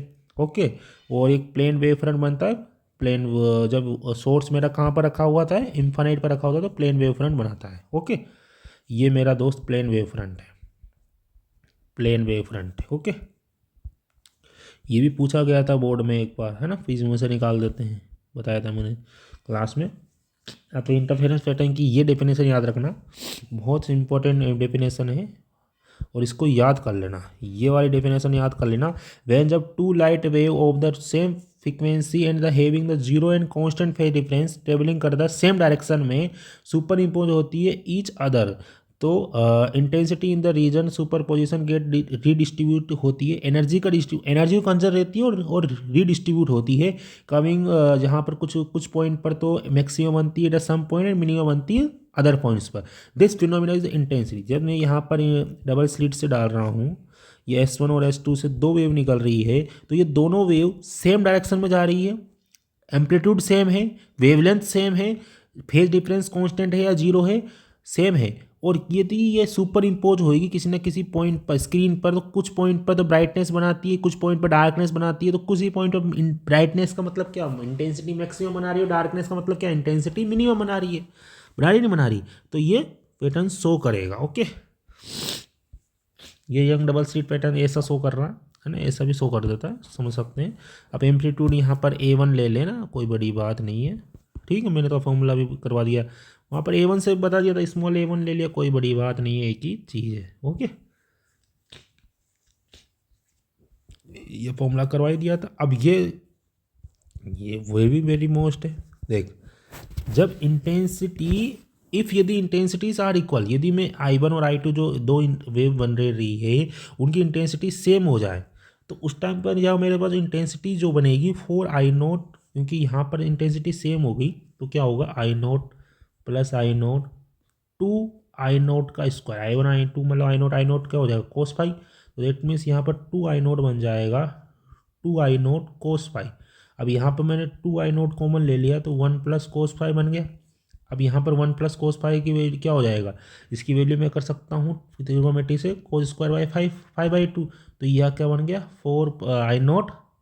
अब देख, यहाँ ट्रिग्नोमेट्री फॉर्मूला लगेगा ना, कोस स्क्वायर 5/2 पढ़ा था, कोस 2 फाई, यहाँ 2 फाई नहीं है, फाई है तो उसका आधा हो जाएगा यहाँ पर, ठीक है, तो 4I0 कोस स्क्वायर 5/2, और ये दो सबसे इंपॉर्टेंट फॉर्मूला है, याद रख लेना, सबसे इंपॉर्टेंट फॉर्मूला है ये मित्र, बार बार कह रहा हूँ, इंपॉर्टेंट फॉर्मूला है, इंपॉर्टेंट फॉर्मूला है, इंपॉर्टेंट फॉर्मूला है, ढंग से कर लेना इसको, ठीक है, तो वेरी वेरी मोस्ट। ओके, अब देख क्वेश्चन करते हैं अपन, CBSE 2017 में हुआ, find the intensity at a point on the screen in a Young double slit experiment where the interfering waves at equal intensity have a path difference. मुझे क्या पूछ रहा है कि भाई इनकी इंटेंसिटी बतानी है, मुझे क्या पूछ रहा है, देख क्वेश्चन में तुझे पाथ डिफरेंस दे रखा है और गिवन तुझे ये सब चीज़ें हैं, तो एक बार तुझसे एक बार सेल्फ ट्राई कर, पाथ डिफरेंस और फेज डिफरेंस में मैंने डिफरेंस भी तुझे बताया है, बताया नहीं बताया, अरे बताया है ना मित्र, नहीं बताया है क्या, ऐसा क्या कहता है यार, सब कुछ बता रखा है फिर भी ऐसा करता है। तो फाइंड करनी है intensity at a point on a screen in ED at a Young double slit experiment where the interfering wave is waves of equal intensity have a part difference. तो इक्वल है मतलब I1 way is equal to I2 है, is equal to I0 है, मतलब equals बोल रखा है ना। तो जो इंटेंसिटी का जो फॉर्मूला निकला था अपने ऊपर से निकाला था ना अभी, I is equal to 4I0 cos square 5/2, ये मेरा फॉर्मूला आ जाएगा। तो इस मेरा पार डिफरेंस दे रखा है फर्स्ट के लिए λ/4, तो मेरा फार डिफरेंस दे रखा है, तो मैं यहाँ से फाई डिफरेंस निकाल सकता हूँ, phi is equal to K 2π/λ delta x, तो फाई इज इक्वल टू मेरे पास 2π/λ लेमडा बाई 4, लेमडा से लेमडा गया, 2 से 2 गया, पाई बाई 2 बन जाएगा। ओके, इस फाई की वैल्यू यहाँ पर रख, इंटेंसिटी की वैल्यू निकल जाएगी 4I0 cos square pi by 4, that means 4I0 1/2। तो ये कर गया 2I0 हो जाएगा। ओके, इसी प्रकार देख ये सेकेंड वाले के देख, डेल्टा एक्स की वैल्यू कितनी दे रखी है, लेमडा बाई 3। तो इसके लिए फेज निकाल 2 पाई अपॉन लेमडा रिलेक्शन होता है ना, डेल्टा एक्स पाई से पाई गया 2 पाई बाई 3, 2 पाई बाई 3 मतलब वो इंटेंसिटी की वैल्यू कितनी जाएगी, cos square 4I0 cos square 2 pi by 3 into 3, 2 से 2 गया, कोस टी की वैल्यू कितनी आ जाएगी दोस्त, √1/2 मतलब 1/4। ठीक है, तो I0 मेरे पास आ जाएगी I2 की वैल्यू। तो इंटेंसिटीज़ मैंने निकाल दी है ना दोस्त, ये इंपॉर्टेंट क्योंकि यहाँ पर इक्वल इंटेंसिटीज़ दे रही थी और इंटेंसिटी पूछ रहा है, तो मतलब I1 I2 की वैल्यू सेम है। इसी प्रकार इसकी है इंटेंसिटी द सेंट्रल मैक्सिमा पूछ रहा है, सेंट्रल मैक्सिमा, तो वही if I0 is the intensity the central maxima, if I0 is the intensity of central maxima, then फिर इंटेंसिटी एट एनी पॉइंट, अपना फिर इंटेंसिटी निकाल सकते हैं at any point in the screen. उसका फॉर्मूला क्या हो जाएगा, स्क्रीन I बराबर I0 कोस स्क्वायर 5/2, यही तो हो जाएगा ना, हो जाएगा, कोई बड़ी बात नहीं है।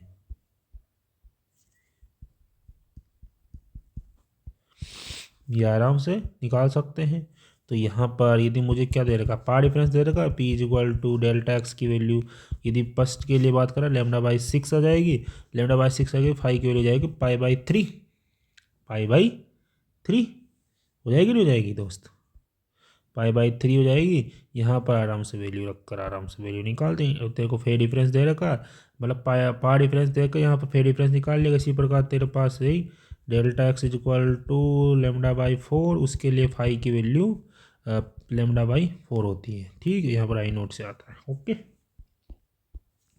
इसी प्रकार इसके लिए आ जाएगी। इसी प्रकार थर्ड के लिए तेरे पास आ जाएगी डेल्टा एक्स की वैल्यू कितनी आ गई, लेमडा बाई 4, उससे लेमडा बाई 4 से तू आई की वैल्यू निकाल ले, वो आराम से फाई की वैल्यू कहाँ से, मतलब फाई की वैल्यू निकालनी पड़ेगी तुझे, फाई की वैल्यू निकाल ले आराम से।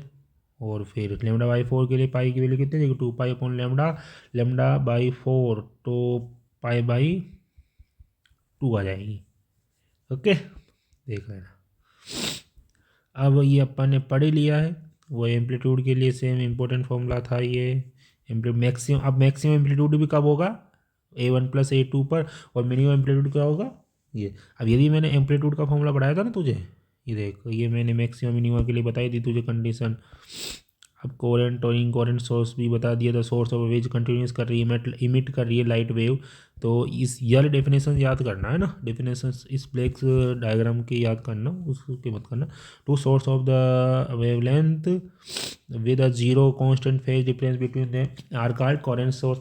इनकोरेंट सोर्स, यदि दो सोर्स जो होती है light which do not emit कर रही है light waves with a constant phase difference are called incoherent source. Need है, अब ये कंडीशन आ गई है अपने पास। ओके, अब क्यों नीड है इंटरफेरेंस पैटर्न की, ये बता दिया है। हाँ, टू इंडिपेंडेंट कैन नॉट, ये भी ठीक है। हाँ, ये सबसे इंपॉर्टेंट चीज़ है कि कंडीशन पूछ लेता है कि कंडीशन बताओ कोरेंट सोर्स की। तो two source of light must be obtain होने चाहिए from single source by the some method के द्वारा। The two coherent source must होना चाहिए मोनोक्रोमेटिक, सेम वेवलेंथ की, सेम मोनोक्रोमेटिक मतलब सेम वेवलेंथ की बात हो रही है मित्र। The path difference between the waves arriving on the screen from the two source must not be large, वो लार्ज नहीं होने चाहिए। ओके, पाथ डिफरेंस निकाल ही दिया अपन ने। ओके, वो फॉर्मूला लगा हुआ के एक्स यहाँ पर क्या है, वो ये वाई भी ले सकता है, इसको वाई भी ले ले, कोई बड़ी बात नहीं है। यदि यहाँ पर जो एक्स आएगी मतलब वाई की जो पोजीशन आएगी फ्रिंज पोजीशन, तो तो फ्रिंज पोजीशन में यदि मेरे पास ये ब्राइट फ्रिंज की बात करेंगे तो यहाँ पर पाथ डिफरेंस कितना हो जाएगा, डेल्टा एक्स हो जाएगा। तो ये फॉर्मूला याद रख ले तू बस। तो सबसे पहले तो फ्रिंज विड्थ का फॉर्मूला याद रख, lambda capital D upon small D, ठीक है। ये याद हो गया, ठीक है। अब तेरे को क्या करना है, कैपिटल डी इसी प्रकार वाई की वैल्यू निकाल ले, capital D upon small D same है। यहाँ पर तू डेल्टा एक्स की वैल्यू याद रख ले। ये वाई क्या होगा, मेरी फ्रिंज पोजीशन होगी, फ्रिंज पोजीशन होगी। अब ब्राइट फ्रिंज होगी, डेल्टा एक्स की वैल्यू कितनी रहेगी, एन लेमडा रहेगी। ब्राइट फ्रिंज होगी तो एन लेमडा होगी, और ये डार्क फ्रिंज होगी तो डेल्टा एक्स की वैल्यू एन लेमडा कब होगी, जब ब्राइट फ्रिंज होगी, मतलब कंस्ट्रक्टिव इंटरफेरेंस पैटर्न बनेगा। और डेल्टा एक्स की वैल्यू दोस्तों 2n-1 लेमडा बाई 2 कब बनेगी, जब डिस्ट्रक्टिव इंटरफेरेंस पैटर्न बनेगा, मतलब डार्क बनेगी। ओके, याद रखना और इसमें रख देना, आराम से तेरे पास फ्रिंज पोजीशन आ जाएगी डार्क और ब्राइट की। तो ये मैंने बता ही दिया। A beta is independent of the and the order of the fringe, therefore the all fringe are the equal width की होनी चाहिए, सभी इक्वल विड्थ की होनी चाहिए। In case of the lambda is small, तो D should be much larger than the D, so that the fringe width में भी अप्रोक्सीमेशन, मतलब बीटा डिपेंड करेगा प्रोपोर्शनल डी के, बीटा लेंथ के प्रोपोर्शनल है beta reciprocal between the slits. Okay, अब ये करते यंग डबल स्लिट इंस्ट्रूमेंट है।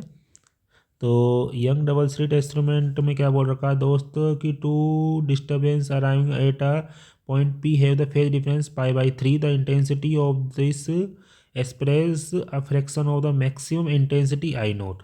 तो अपन ने वो फॉर्मूला पढ़ा है इंटेंसिटी का, 4I0 cos स्क्वायर 5/2। तो फाई की वैल्यू कितनी दे रखी है यहाँ पर, π/3। तो फाई की वैल्यू π/3 रख कर वैल्यू निकाल दो उस आराम से। π/3 मतलब वो नीचे का 2 मिलकर π/6 हो गया, नहीं हो गया।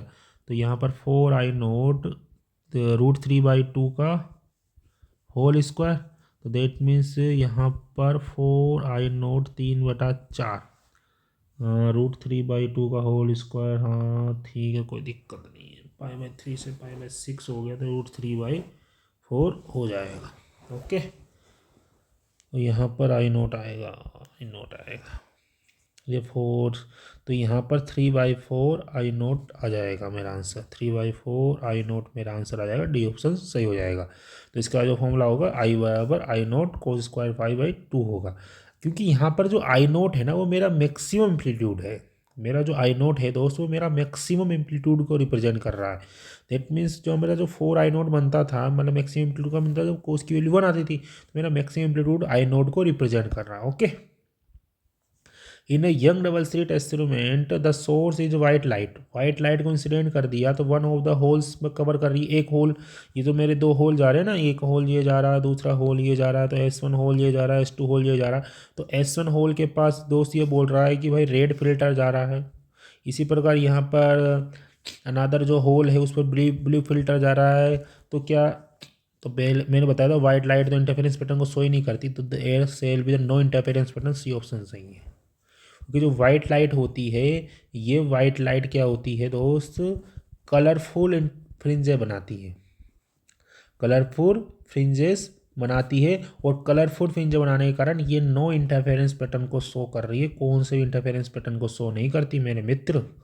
ओके, तो किसी भी प्रकार के इंटरफेरेंस पैटर्न को शो नहीं करती। देखो इसी प्रकार दूसरा क्वेश्चन देखते हैं। Yellow light of the wavelength दे रखी है तुझे, 6000 आंगस्ट्रॉम प्रोड्यूस कर रही है, fringe of the width 0.8 millimetre, Young double slit instrument है। इफ यदि सोर्स इज रिप्लेस कर दिया, यदि सोर्स को मैंने रिप्लेस कर दिया गया, पहले सोर्स क्या था, येलो लाइट का था, उसको रिप्लेस करके मैंने क्या कर दिया, दूसरा अनादर मोनोक्रोमेटिक सोर्स कर दिया। इसकी वेवलेंथ इतनी है 7500 आंगस्ट्रॉम। सेपरेशन निकालनी है बिटवीन द स्लिट्स के बीच में, यदि डबल कर दी गई, मतलब जो डी डैश था ना उसको मैंने 2D कर दिया, मतलब पहले D था येलो में, अब उसमें क्या कर दिया, दूसरा जब अनदर सोर्स यूज़ कर रहा हूँ डी डैश की वैल्यू 2D हो गया। तो मुझे फ्रिंज विड्थ की वैल्यू निकालनी है, बिकम्स क्या हो जाएगी, मतलब जो फ्रिंज विड्थ की वैल्यू होगी वो कितनी होगी। पहले फ्रिंज विड्थ की वैल्यू कितनी थी बीटा 1 में, बीटा 1 में जो फ्रिंज विड्थ की वैल्यू थी दोस्त वो कितनी थी 0.8। अब मुझे बीटा डैश की वैल्यू निकालनी है, बीटा 1 बोल दे कुछ, बटा कोई बड़ा बीटा डैश बोल दे, बीटा 2 बोल दे, ठीक है, कोई इसकी वैल्यू निकालनी है। ओके, और यहाँ पर जो लेमडा 1 की वैल्यू कितनी दे रखी है मुझे 6000 आंगस्टोन और लेमडा 2 की वैल्यू 7500 आंगस्टोन। तो मैं जानता हूँ कि मेरे पास जो बीटा का फॉर्मूला होता है, बीटा का जो फॉर्मूला होगा lambda capital D upon small D रहेगा।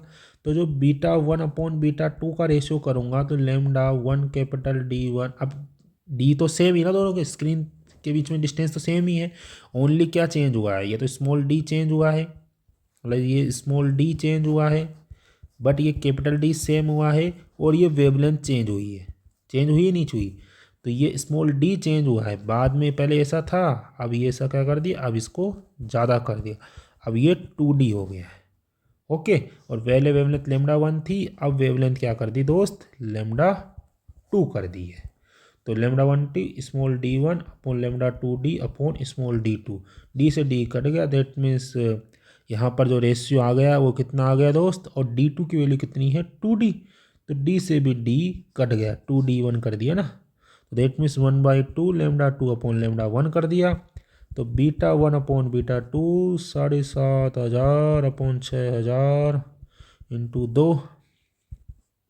तो यहाँ पर दोस्त कैलकुलेशन करने के बाद आई 0.8, और यहाँ पर मुझे बीटा 2 की वैल्यू चाहिए, तो beta 2 is equal to 6 into 0.8 से मल्टीप्लाई होगा, या सम पार्ट जो भी आएगा, तो देट मीन मेरा जो फाइनल आंसर आएगा 0.5 मिलीमीटर आएगा दोस्त, ये बी ऑप्शन। ओके, बीटा 2 की वैल्यू फ्रिंज विड्थ तो इसकी आराम से निकाल सकते हैं, कोई बड़ा बात नहीं है।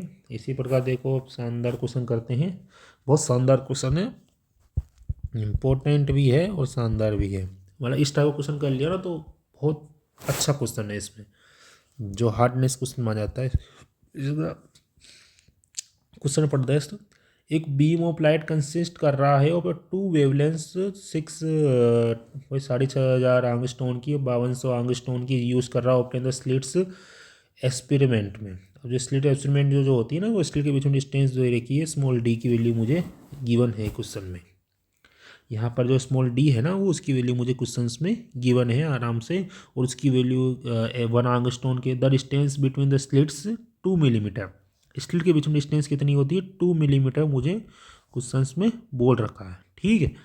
और the distance between the plane of the wave slits and the separation of the screen, screen और स्लिट के बीच में डिस्टेंस मतलब कैपिटल डी की वैल्यू मुझे क्या बोल रखी है 120 सेंटीमीटर बोल रखी है। ओके, तो ये मुझे क्वेश्चन में बोल रखा है, ये थोड़ा छोटा पड़ेगा यार, चलो कोई नहीं देखेंगे। तो मुझे निकालना क्या है, the find the distance of the third bright fringe on the screen from the central maxima for the wavelength 6500 आंगस्टोन, इसके बारे में बोल रहा है। तो 6500 आंगस्टोन के बारे में बोल रहा है, तो उसके लिए वो फाइंड पोजीशन पूछ रहा है ब्राइट फ्रिंज की। तो ब्राइट फ्रिंज के लिए दोस्त मैंने पोजीशन बताई थी capital D upon small D delta x, और डेल्टा एक्स ब्राइट के लिए बात करूँगा तो एन लेमडा होगा। 3 की बात करूँगा तो यानी इसका फॉर्मूला बन जाएगा n lambda capital D upon small D, ठीक है। तो ये थर्ड ब्राइट फ्रिंज की बात करूँगा, थर्ड ब्राइट फ्रिंज की बात करूँगा तो थर्ड ब्राइट फ्रिंज के लिए एन की वैल्यू 3 रहेगी, दैट मीन्स वाई 3 की वैल्यू कितनी आ जाएगी मेरे पास 3 lambda capital D upon small D, क्योंकि एन लेमडा की वैल्यू रहेगा ना, एन की जगह मैंने, क्योंकि डेल्टा एक्स में पार्ट डिफरेंस की वैल्यू एन लेमडा होती है ब्राइट फ्रिंज के लिए, मतलब इंटरफेरेंस पैटर्न के लिए। तो 3 lambda D upon small D, और यहाँ पर कैलकुलेशन अटक होगा के मेरे पास आंसर आ जाएगा जो भी आएगा। कैपिटल डी की वैल्यू पता है, लेमडा की वैल्यू पता है 6500 आंगस्टोन, ठीक है, 6500 आंगस्टोन दे रखी है फर्स्ट के लिए, और उसकी स्मॉल डी की वैल्यू पता है, तो यहाँ पर आराम से वैल्यू निकाल के मिलीमीटर में आंसर आ जाएगा। ओके, तो पहला पार्ट तो हो गया, ये मेरा पहला पार्ट है। इसी प्रकार मैं सेकंड पार्ट कर सकता हूँ, what is the least distance from the centre maxima where the bright fringe due to the both wavelength constant, वह कौन सी लीस्ट डिस्टेंस है फ्रॉम द सेंटर मैक्सिमा से वेयर जहाँ पर जो ब्राइट फ्रिंजें बन रही है बोथ वेवलेंथ्स कोइंसाइड कर रही है, मतलब एक डबल स्लिट एक्सपेरिमेंट था, उसमें पहले लेमडा 1 वेवलेंथ डाली मैंने और फिर लेमडा 2 वेवलेंथ डाली, तो लेमडा 1 और लेमडा 2 में मतलब एक पोजीशन आएगी जहाँ पर ब्राइट फ्रिंज बनेगी, मतलब इससे तो y1 बना, मतलब यहाँ से बना कि ये जो इससे बना yn और उससे बना yn डैश, ठीक है। तो ये जो दोनों पोजीशन सेम हो जाएगी ब्राइट फ्रिंज के लिए, और ब्राइट के लिए सेम होगी तो ब्राइट की ही पोजीशन रखूँगा।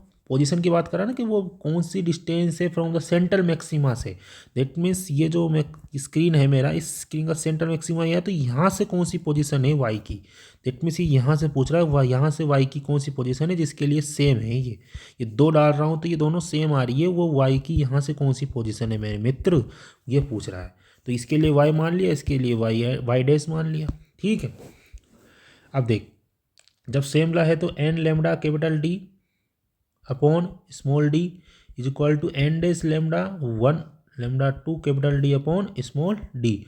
अब देख सब कुछ सेम है, डी डी कट गया, that means n upon n dash is equal to lambda 1 upon lambda 2। यही है, दोनों का रेशियो कर दिया। अब एन डैश कर दे या एम कर दे तो इन दोनों का रेशियो करने से इनके डिस्टेंस पे आ जाएगी आराम से, कोई बड़ी बात नहीं है। तो वो कंडीशन भी आ जाएगी मेरे पास, वो लिस्ट डिस्टेंस आ जाएगी जिसके लिए आराम से वैल्यू। तो एन अपॉन एन डैश का रेशियो कर तो यानी कि 6500, और इसका रेशियो कर तो 6.5 अपॉन 1 के आसपास कुछ ना कुछ वैल्यू आएगी। तो आराम से निकाल सकते हैं यहाँ से अपन लिस्ट डिस्टेंस की वैल्यू भी निकाल सकते हैं। ओके, निकाल के बताऊँ क्या या निकाल लेगा? चल बता देता हूँ तुझे भी। एन डैश की मतलब एन और अपॉन एन डैश इन दोनों का रेशियो करूँगा तो ये 6500 अपॉन 5200, तो ये कट गया तो 5 बार 4, तो यानी कि एन अपॉन एन डैश, मतलब ये एन डैश बोल दे या एम बोल दे, इसको कोई बड़ी बात नहीं है, 5/4 आ जाएगी। तो लीस्ट डिस्टेंस जो आएगी ना, वो लीस्ट डिस्टेंस आएगी मेरे मित्र एन के लिए, मतलब जो फर्स्ट के लिए आएगी एन के लिए 5 और एन डैश के लिए आएगी 4। सबसे कम लीस्ट डिस्टेंस मेरे पास आ गई है। तो मेरे पास लीस्ट डिस्टेंस हुई एन के लिए 4 और एन के लिए एन डैश के लिए 5। अब ये पूछ रहा है कि लीस्ट डिस्टेंस निकालो, तो यहाँ से तेने नंबर निकाला है, मतलब 5वीं फ्रिंज जो निकलेगी फर्स्ट के लिए, सेकंड के लिए जो वाई एन डैश है उसके लिए, इस वेवलेंथ के लिए 6ठी फ्रिंज, 4थी फ्रिंज निकलेगी। अब मैं क्या करूँगा, वो y4 निकालना है आराम से फॉर्मूला लगाकर, 4 lambda capital lambda 1 D upon small D. इसी प्रकार वो 4 डैश, इसी प्रकार वॉर 5 ये डैश के लिए करा, इसी प्रकार 5 lambda 1 D upon small D. यहाँ पर लेमडा 2 यूज़ करा है, यहाँ पर लेमडा 2 यूज़ करा है मेरे मित्र, 2 यूज़ करा है, याद रखना लेमडा 2 है यहाँ। ओके, तो ये पोजीशन निकाल लेना आराम से, कोई बड़ी बात नहीं, वैल्यू रख ही सकता है, सब कुछ दे रखा है यार, लिस्ट डिस्टेंस में तेरे भाई ने निकाल ही दी। ओके दोस्त, फिर इसी प्रकार दूसरा करते हैं, ये भी सेम ही पैटर्न का क्वेश्चन है, इसी प्रकार से हो जाएगा, कोई बड़ी बात नहीं है, करने का प्रयास कर एक बार देख।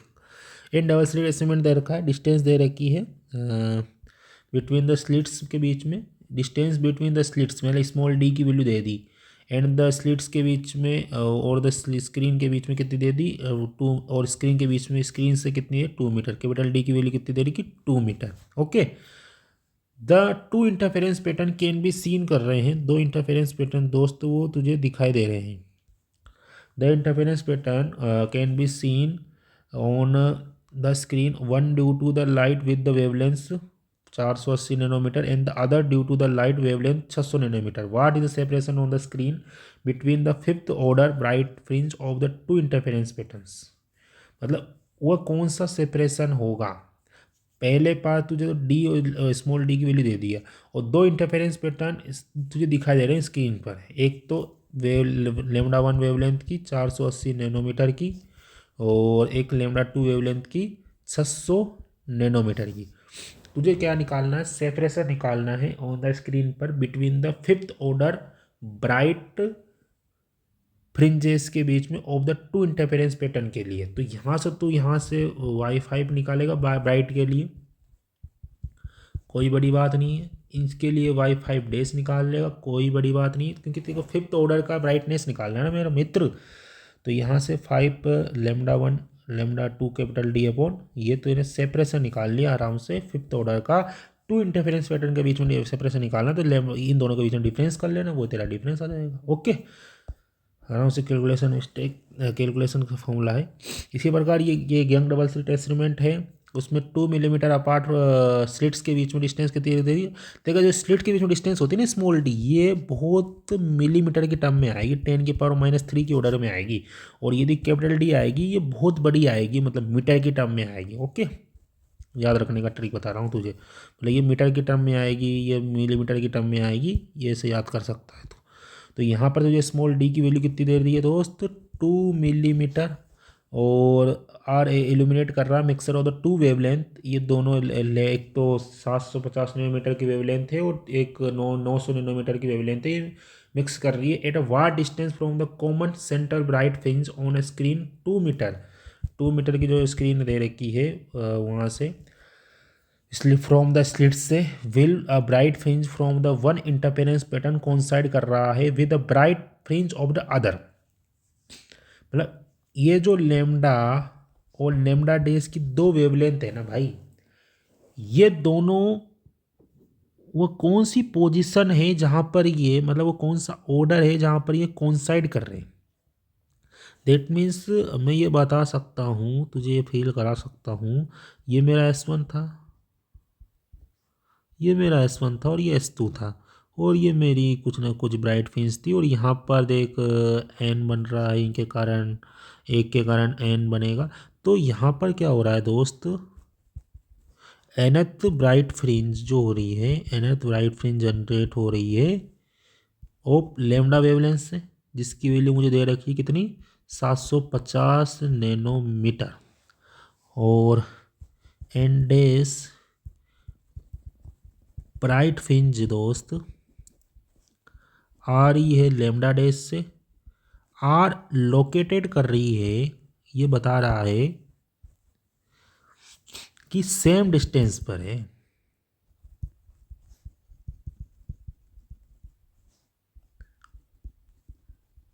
फ्रॉम सेंटर से, that means y n is equal to y n dash को बताएगा, y n is equal to y n dash को बताएगा।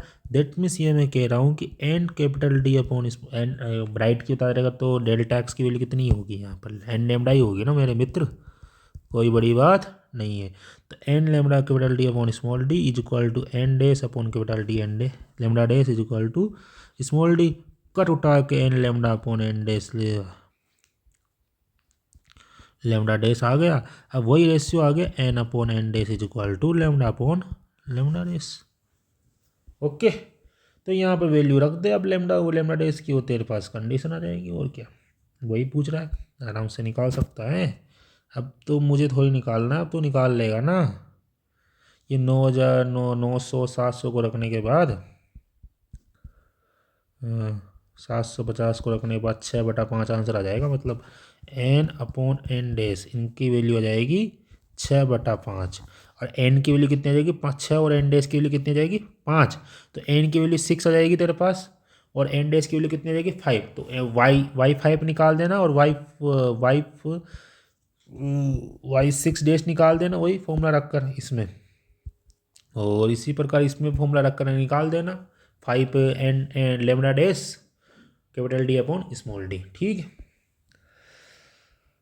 चल भाई अब थोड़ी थ्योरी पढ़ लेते हैं। Condition for the sustainable interference pattern. तो ये सस्टेनेबल इंटरफेरेंस पैटर्न क्या होता है दोस्तों, ये सस्टेनेबल इंटरफेरेंस पैटर्न होता है, ये भी बहुत इंपॉर्टेंट पार्ट रोल करता है कि मतलब इंटरफेरेंस पैटर्न की क्या कंडीशन है। कंडीशन बताओ इंटरफेरेंस की, जो टू सोर्स होने चाहिए वो कंटिन्यूसली इमिट करनी चाहिए वेव और सेम वेवलेंथ की या सेम फ्रीक्वेंसी की। टू सोर्स जो लाइट्स यूज़ कर रहे हैं बस कोरेंट होनी चाहिए, सेम कॉन्स्टेंट या सेम फेज की। For a better contrast between the maximum minimum of intensity amplitude of the interfering waves should be equal होनी चाहिए। इंटरफेरिंग मस्ट एक ट्रेवल करना चाहिए near by along the same direction में, monochromatic होनी चाहिए, कौन सी भी 4 कंडीशन याद कर ले दोस्त। और सफिशिएंट होनी चाहिए, डी स्मॉल डी बहुत मिनिमम होनी चाहिए, स्मॉल डी मिनिमम होनी चाहिए, और कैपिटल डी लार्ज होनी चाहिए, क्योंकि स्मॉल डी मिनिमम रहेगी और कैपिटल डी लार्ज रहेगी तो बीटा की वैल्यू हमेशा लार्ज ही आएगी। ओके, ये तुझे मैंने बता ही दिया। एम्पलीट्यूड प्रोपोर्शनल होगा, ये एम्पलीट्यूड का नहीं बताएगा मैंने तुझे। एक एम्पलीट्यूड क्या होता है दोस्त, एम्पलीट्यूड तुझे पता होगा, एम्पलीट्यूड क्या होता है, ये जो नॉर्मल ए एम्पलीट्यूड मान लेता हूँ, तो ये तुझे पता होगा कि मैंने तुझे याद करवाया था, √a² √a² plus 2 a1 a2 कोस फाइव। ठीक है, तो √a1 a2 कोस 5। अब यहाँ पर क्या है कि तुझे मैक्सिमम करना है, तो मैक्सिमम करना तो कोस 5 की वैल्यू 1 रख देगा, और कोस 5 की वैल्यू जब 1 करेगा तो मैक्सिमम कितना हो जाएगा, a1 + a2 का होल स्क्वायर का रूट। तो a1 + a2 तेरा ए मैक्सिमम हो जाएगा। और इसी प्रकार जो ए मिनिमम करेगा तो कोस 5 की वैल्यू मिनिमम करेगा -1। ठीक है, तो ये बन जाएगा a1 - a2 का होल स्क्वायर। तो देट मीन्स ए मिनिमम की वैल्यू आ जाएगी a1 - a2। ओके, तो ए मैक्सिमम की वैल्यू आती कैपिटल A1। ठीक है, तो ये आई मैक्सिमम और आई मिनिमम कितना हो जाएगा, एम्पलीट्यूड A1 ए मैक्सिमम का स्क्वायर, क्योंकि एम्पलीट्यूड इसका होता है एम्पलीट्यूड के स्क्वायर, तो आई मैक्सिमम जो होगा प्रोपोर्शनल होगा ए मैक्सिमम के स्क्वायर के। और ए मैक्सिमम की वैल्यू है कैपिटल A1 + a2 का होल स्क्वायर, और ए मिनिमम की वैल्यू कितनी, a1 - a2 का होल स्क्वायर। कैपिटल ए से रिप्रेजेंट कर सकते तो इसको, कोई बड़ी बात नहीं है। और कॉमन ले हुआ के तेरे पास जो मेरे पास ये मैंने तेरे को वो जो इंटेंसिटी का फॉर्मूला था, इस फॉर्मूले से प्रूव करके बताया था तुझे, बताया नहीं बताया था। अब एक और चीज़ है जो पूछ ली जाती है, यदि तुझे पूछ ली जाए कि intensity of light through the slits हो रही है टू द विड्थ, इफ यदि द ω1 और ω2 विड्थ और द 2 स्लिट्स है, तो इनके बीच में क्या होगा, तो इंटेंसिटी और विड्थ के बीच में 2 स्लिट के बीच में विड्थ का फॉर्मूला होता है ω1/ω2 ω1/ω2 और I1 क्या होगा, A1 का स्क्वायर होगा अपॉन A2 का स्क्वायर। ओके, अब इसको क्वेश्चन सॉल्व करते हैं। एक द इंटेंसिटी ऑफ लाइट बोल रखा है तुझे, कमिंग फ्रॉम आ रहा है the intensity of light coming from the one of the slits in Young double slit instrument. YDSC का मतलब होता है young double slit instrument is double the intensity from the other slits. मतलब तुझे double बोल दिया ना, I1 = बोल दिया I2, डबल आ रहा है ना, वो डबल इंटेंसिटी से आ रहा है।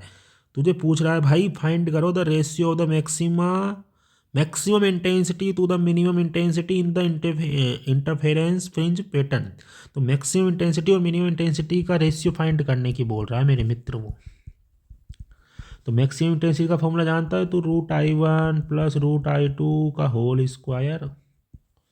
इसी प्रकार ये मिनिमम इंटेंसिटी का फॉर्मूला जानता है √I1 - √I2 का होल स्क्वायर।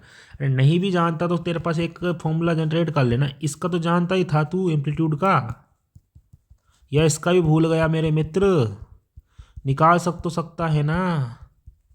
अब तू जानता है इंटेंसिटी प्रोपोर्शनल होती है A1 के स्क्वायर, इंटेंसिटी प्रोपोर्शनल होती है A2 के स्क्वायर, इससे तेने ये इंटेंसिटी का फॉर्मूला निकाल लिया था, I1 + I2 + 2√I1 I2 cos 5। अरे निकाल लिया था, नहीं निकाल दिया था। अब आई मैक्सिमम की बात करूँगा, मैक्सिमम की बात करूँगा तो cos 5 की वैल्यू वो +1 रख दूंगा, मिनिमम की बात करूँगा तो cos 5 की वैल्यू -1 रख दूंगा। रख दूंगा ना, रख दूंगा, तो यहाँ पर रखने से ये फॉर्मूला आ जाएगा आई मैक्सिमम, और ये मेरे पास आई मिनिमम आ जाएगा। अब क्या कर दूँ, कुछ नहीं, I1 की वैल्यू 2√2 रख दे बस, और कुछ मत कर मेरे मित्र, 2I2 रख दें I1 की जगह। ये I2 है ही नहीं, ऐसा का ऐसा ही नन्ना सा 2I2 + 2I2। अब √I2 को बाहर लेगा और स्क्वायर आ जाएगा तो I2 से कट जाएगा। अरे कटेगा नहीं, कटेगा मित्र, कटेगा ना, I2 बाहर निकल के कट जाएगा तो अंदर क्या हो जाएगा, √2 + 1 का होल स्क्वायर, √2 + 1 का होल स्क्वायर। तो कैलकुलेशन करेगा, अब ये यही तो करना है कैलकुलेशन, 2 + 1 + 2√2, 2 + 1 2√2, यहाँ पर माइनस आता है, यहाँ पर क्या आता है दोस्त, माइनस आता है, यहाँ पर माइनस आता है, याद रखना माइनस आ रहा है ना। तो आराम से कैलकुलेट कर सकता हो आई मैक्सिमम और आई मिनिमम, इसकी अप्रोक्सीमेशन वैल्यू आ जाएगी 34 के आसपास। ओके, आराम से कर लेना, कोई बड़ी बात नहीं। ओके, वाइट लाइट के बाद कोई इंटरफेरेंस पैटर्न शो नहीं करेगा, बता दिए मैंने तुझे। हाँ, एक ये याद रख लेना ये जो ब्राइट फ्रिंज होती है इसके बीच में यदि मैंने यहाँ पर कोई ऑयल भर दिया, ऑयल रख दिया, कोई ना कोई मीडियम को बीच में रख दिया, न्यू रिफ्लेक्टिव इंडेक्स का या एन रिफ्लेक्टिव इंडेक्स का, तो ये फॉर्मूला याद रख लेना, बहुत कम रेयर केस में पूछ लेता है। तो फॉर ब्राइट फ्रिंज के लिए क्या बनेगा, two mu t cos r, या ग्लास फ्रिज में रख दिया तो 2 बार रिफ्लेक्शन होगा यहाँ पर, ग्लास स्लेब रख दी टी थिकनेस की, टी थिकनेस की यदि मैंने यहाँ पर कोई थिन फिल्म रख दी, जैसे तुम देखते हो कि गाड़ियों से कभी ना कभी ऑयल गिरने लग जाता है, और यदि बारिश का मौसम हो और यदि ऑयल गिर रहा है तो उस ऑयल में एक कलरफुल फ्रिंजें बनेगी, तुम देखते हो कि यार तो साइड में से देख रहे हो तो ये कलरफुल फ्रिंजें बनती है, तो उस केस की बात कर रहा हूँ मैं। ठीक है, तो यहाँ पर टी थिकनेस की मैंने इस इंटरफेरेंस पैटर्न के बीच में रख दी, तो यहाँ पर ब्राइट फ्रिंज बनेगी two mu t cos r यहाँ पर रिफ्लेक्शन एंगल होगा, न्यू इसका reflective index of the thin film होगा, लेमडा जो इंसिडेंट होने वाली वेवलेंथ होगी, two mu t cos r is equal to 2n+1 lambda by 2 formula बनेगा, एन की वैल्यू 0 से स्टार्ट होगी, और two mu t cos r n lambda बनेगा डार्क फ्रिंज के लिए। ठीक है, तो देख लेना आ जाता को कभी कभी आ जाए तो बहुत कम है रेयर कांस इसके आने के। हाँ, तो डिस्प्लेसमेंट क्या होगा इंटरफेरेंस पैटर्न का, यदि नॉर्मल यदि यदि लाइट आ रही है S1 और S2 की, तो ये इंटरफेरेंस पैटर्न बनाएगी और सेंट्रल मैक्सिमा पर मैक्सिमा रहेगी। यदि मैंने टी थिकनेस के बीच में रख दी तो डिस्प्लेसमेंट खिसक जाता है, मतलब यहाँ पर ब्राइट पर मैक्सिमम होनी चाहिए ना, एन लेमडा होनी चाहिए, तो यहाँ पर ब्राइट पर डार्क दिखेगी और डार्क पर ब्राइट दिखेगी, तो यहाँ पर डिस्प्लेसमेंट हो जाएगा, तो यहाँ पर जो सेंट्रल मैक्सिमा बन रहा था यहाँ मिनिमम बनने लग जाएगा, यहाँ पर क्या बनने लग जाएगा दोस्त, मिनिमम बनने में लग जाएगा। पहले मैक्सिमम बन रहा था विदाउट थिल फिल्म से, अब थिल फिल्म लगा कर यहाँ पर सेंटर में मिनिमम बनेगा, मतलब एक तरह से डेल्टा एक्स खिसक गया है, डिस्प्लेसमेंट हो गया है वो जो वेव फ्रंट का। इसी प्रकार वैसे डेल्टा एक्स नीचे की तरफ खिसक जाएगा, नीचे की तरफ बनेगा, नीचे की तरफ खिसकेगा, यदि ऊपर की तरफ थिन फिल्म बन रही तो ऊपर की तरफ खिसकेगा। ओके, ठीक है दोस्त, ये डिफ्रैक्शन बाद में पढ़ाएंगे तुम्हें। अब थोड़े क्वेश्चन ये तो करवा दिया शायद, देख ले एक बार और कि explain the given the when जब मोनोक्रोमेटिक लाइट इज इंसिडेंट होती है on a surface separating two media, then the both reflected and refracted light have have the same frequency the incident frequency.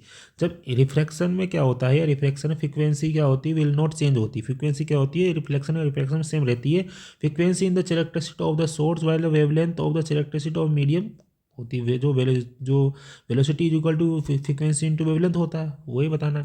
तो लाइट ट्रेवल करेगी from rare से dense से medium में, then speed decrease होगी, तो क्या दिस डिक्रीज जो speed decrease हुई है वो रिडक्शन करेगी एनर्जी में, नहीं भाई, एनर्जी को कंजर्व रहेगी। स्पीड डिक्रीज जो हो रही है वो स्पीड डिक्रीज हो रही है वेवलेंथ के डिक्रीज होने के कारण, क्यों, क्योंकि जो रिफ्लेक्टिव इंडेक्स होता है वो रिफ्लेक्टिव इंडेक्स का फॉर्मूला होता है C/V।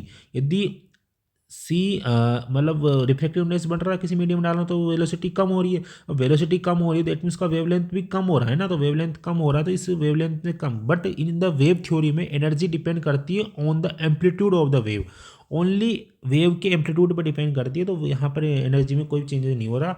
और थर्ड पार्ट में पूछ रहा है इंटेंसिटी के बारे में बताओ, तो इन the wave picture of the light intensity of light is determine कर रहा by the square of the amplitude of the wave, what determines the intensity in the photon picture of the light।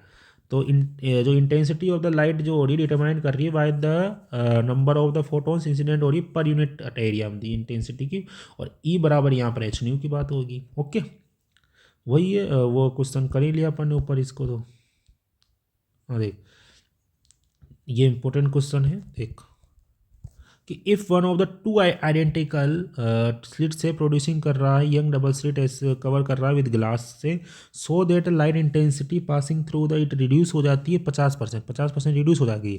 तो I1 की value I0 मान ली और I2 की value जो होगी वो I1 की 50% रिड्यूस हो जाएगी, तो I2 की वैल्यू 50% ऑफ I1 मतलब I0/2 हो जाएगी। ठीक है, I1 की वैल्यू में I0 अज्यूम कर ली ना। ओके, तो मुझे वापस निकालना है the ratio of the maximum and minimum intensity of the fringe, तो मैक्सिमम और मिनिमम इंटेंसिटी का फ्रिंज का रेशियो निकाल सकता हूँ 2I1/√I2, ये I मैक्सिमम बताएगा या मिनिमम बताएगा, और यहाँ पर I1 और I2 की वैल्यू रख दी, और यहाँ पर √I0 को कॉमन लेकर बाहर निकाल दिया, और √I0 स्क्वायर ये कट जाएगा ऊपर नीचे से, तो ये रिमेनिंग पार्ट बचेगा, इसको कैलकुलेट करके आराम से निकाल सकता हूँ। ओके, इसी प्रकार ये तो अपन ने कर ही लिया, phi is equal to lambda by 4, I maximum is equal to I0 दे रखा था, ये अपन ने कराया था अभी तो यहाँ पर आई नॉट कोस स्क्वायर 5/2, और यहाँ पर मिनिमम मैक्सिमम जो होती है वह यहाँ पर मैक्सिमम आती है। जो 4 आई नॉट आ रहा है ना वो दोस्त वो मैक्सिमम एम्पलीट्यूड को बताता है यहाँ पर। ओके,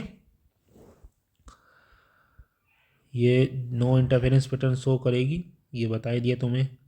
ये ऊपर शो ही करवा दिया, ये भी करवा दिया। हाँ, ये देखो कि for a single slit width first minima, single slit की बात कर रहा है। मिनिमा ये नहीं है तुम्हारे सिलेबस का।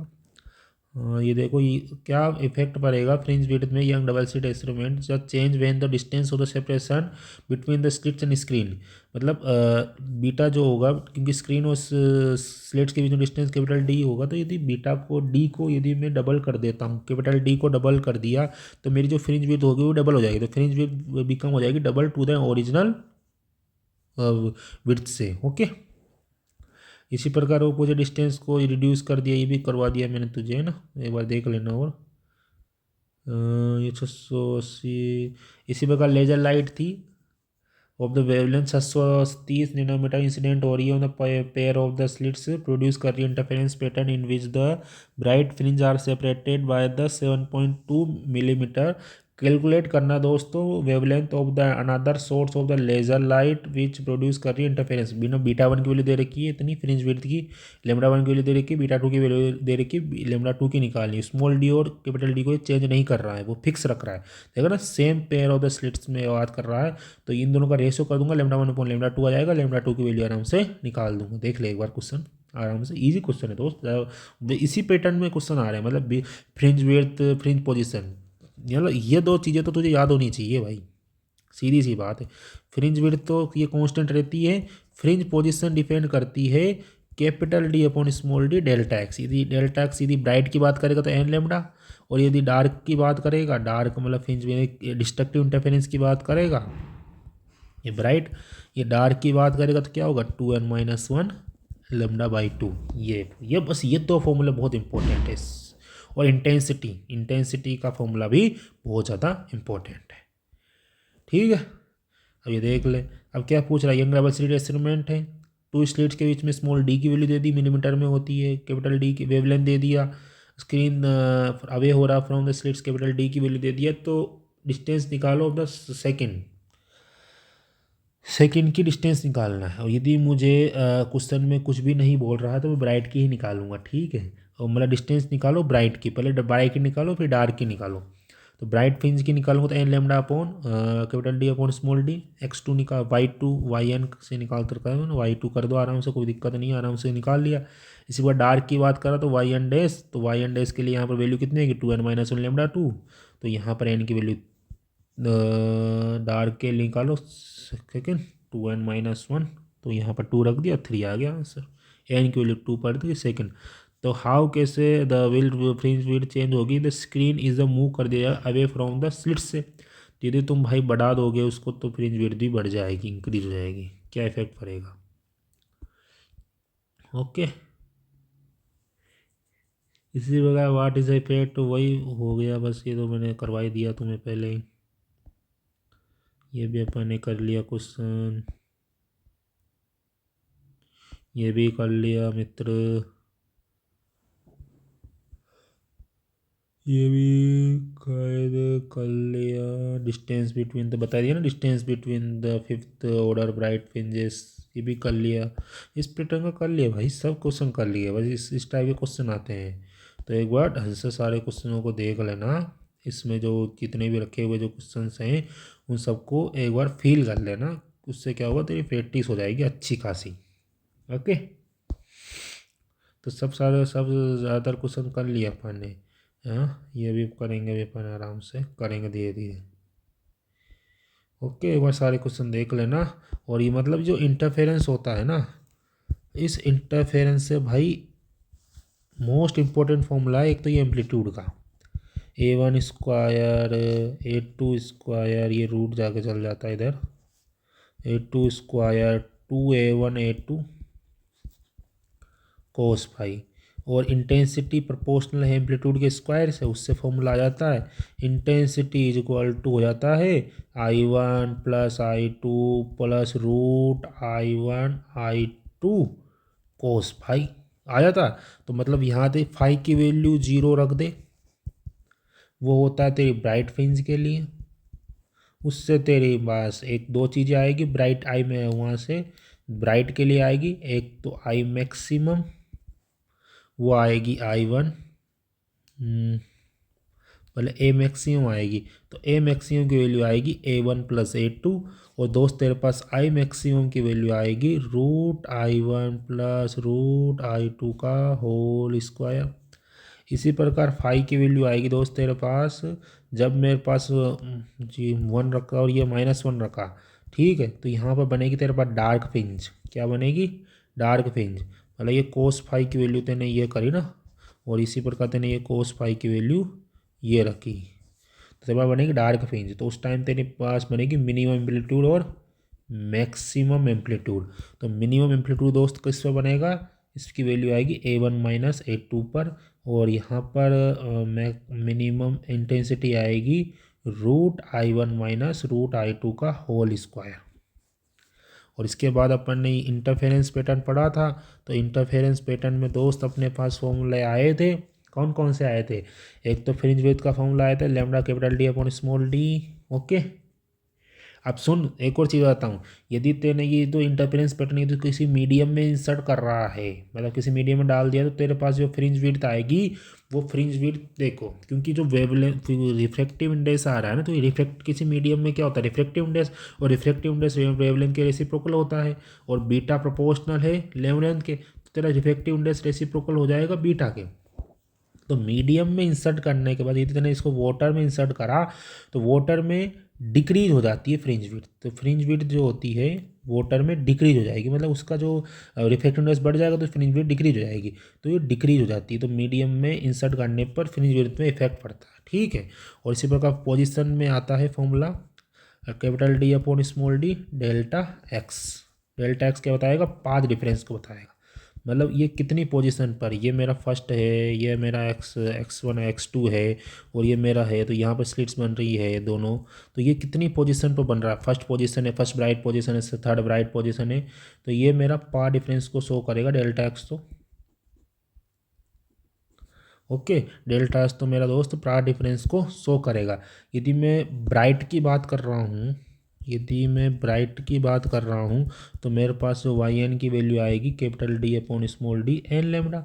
यदि मैं डार्क की बात कर रहा हूँ, ब्राइट मतलब कंस्ट्रक्टिव इंटरफेरेंस पैटर्न की बात कर रहा हूँ, और डार्क मतलब डिस्ट्रक्टिव इंटरफेरेंस पैटर्न की बात कर रहा हूँ, तो यहाँ पर मेरे पास जो YN डैश की वैल्यू आएगी दोस्त D/d 2n-1 λ/2। ठीक है दोस्त, तो ये क्वेश्चन कर लेना, बहुत ज़्यादा इंपॉर्टेंट है। तो इंटरफेरेंस से भाई तेरे पक्के में भाई मान, ये क्वेश्चन ओनली ये क्वेश्चन भी कर लेना, 3 नंबर तो लेके जाएगा तो आराम से। और तेने प्रैक्टिस कर ली अरिहंत के जो 30-35 क्वेश्चन है, तो तेरे इंटरफेरेंस से एक भी क्वेश्चन गलत नहीं होगा, गारंटी से कर रहा हूँ। तो इंटरफेरेंस सही कर लेना वेव में, तो प्रैक्टिस कर लेना, फिर नेक्स्ट उसमें तेरा डाउट लेंगे। ओके, ठीक है दोस्त।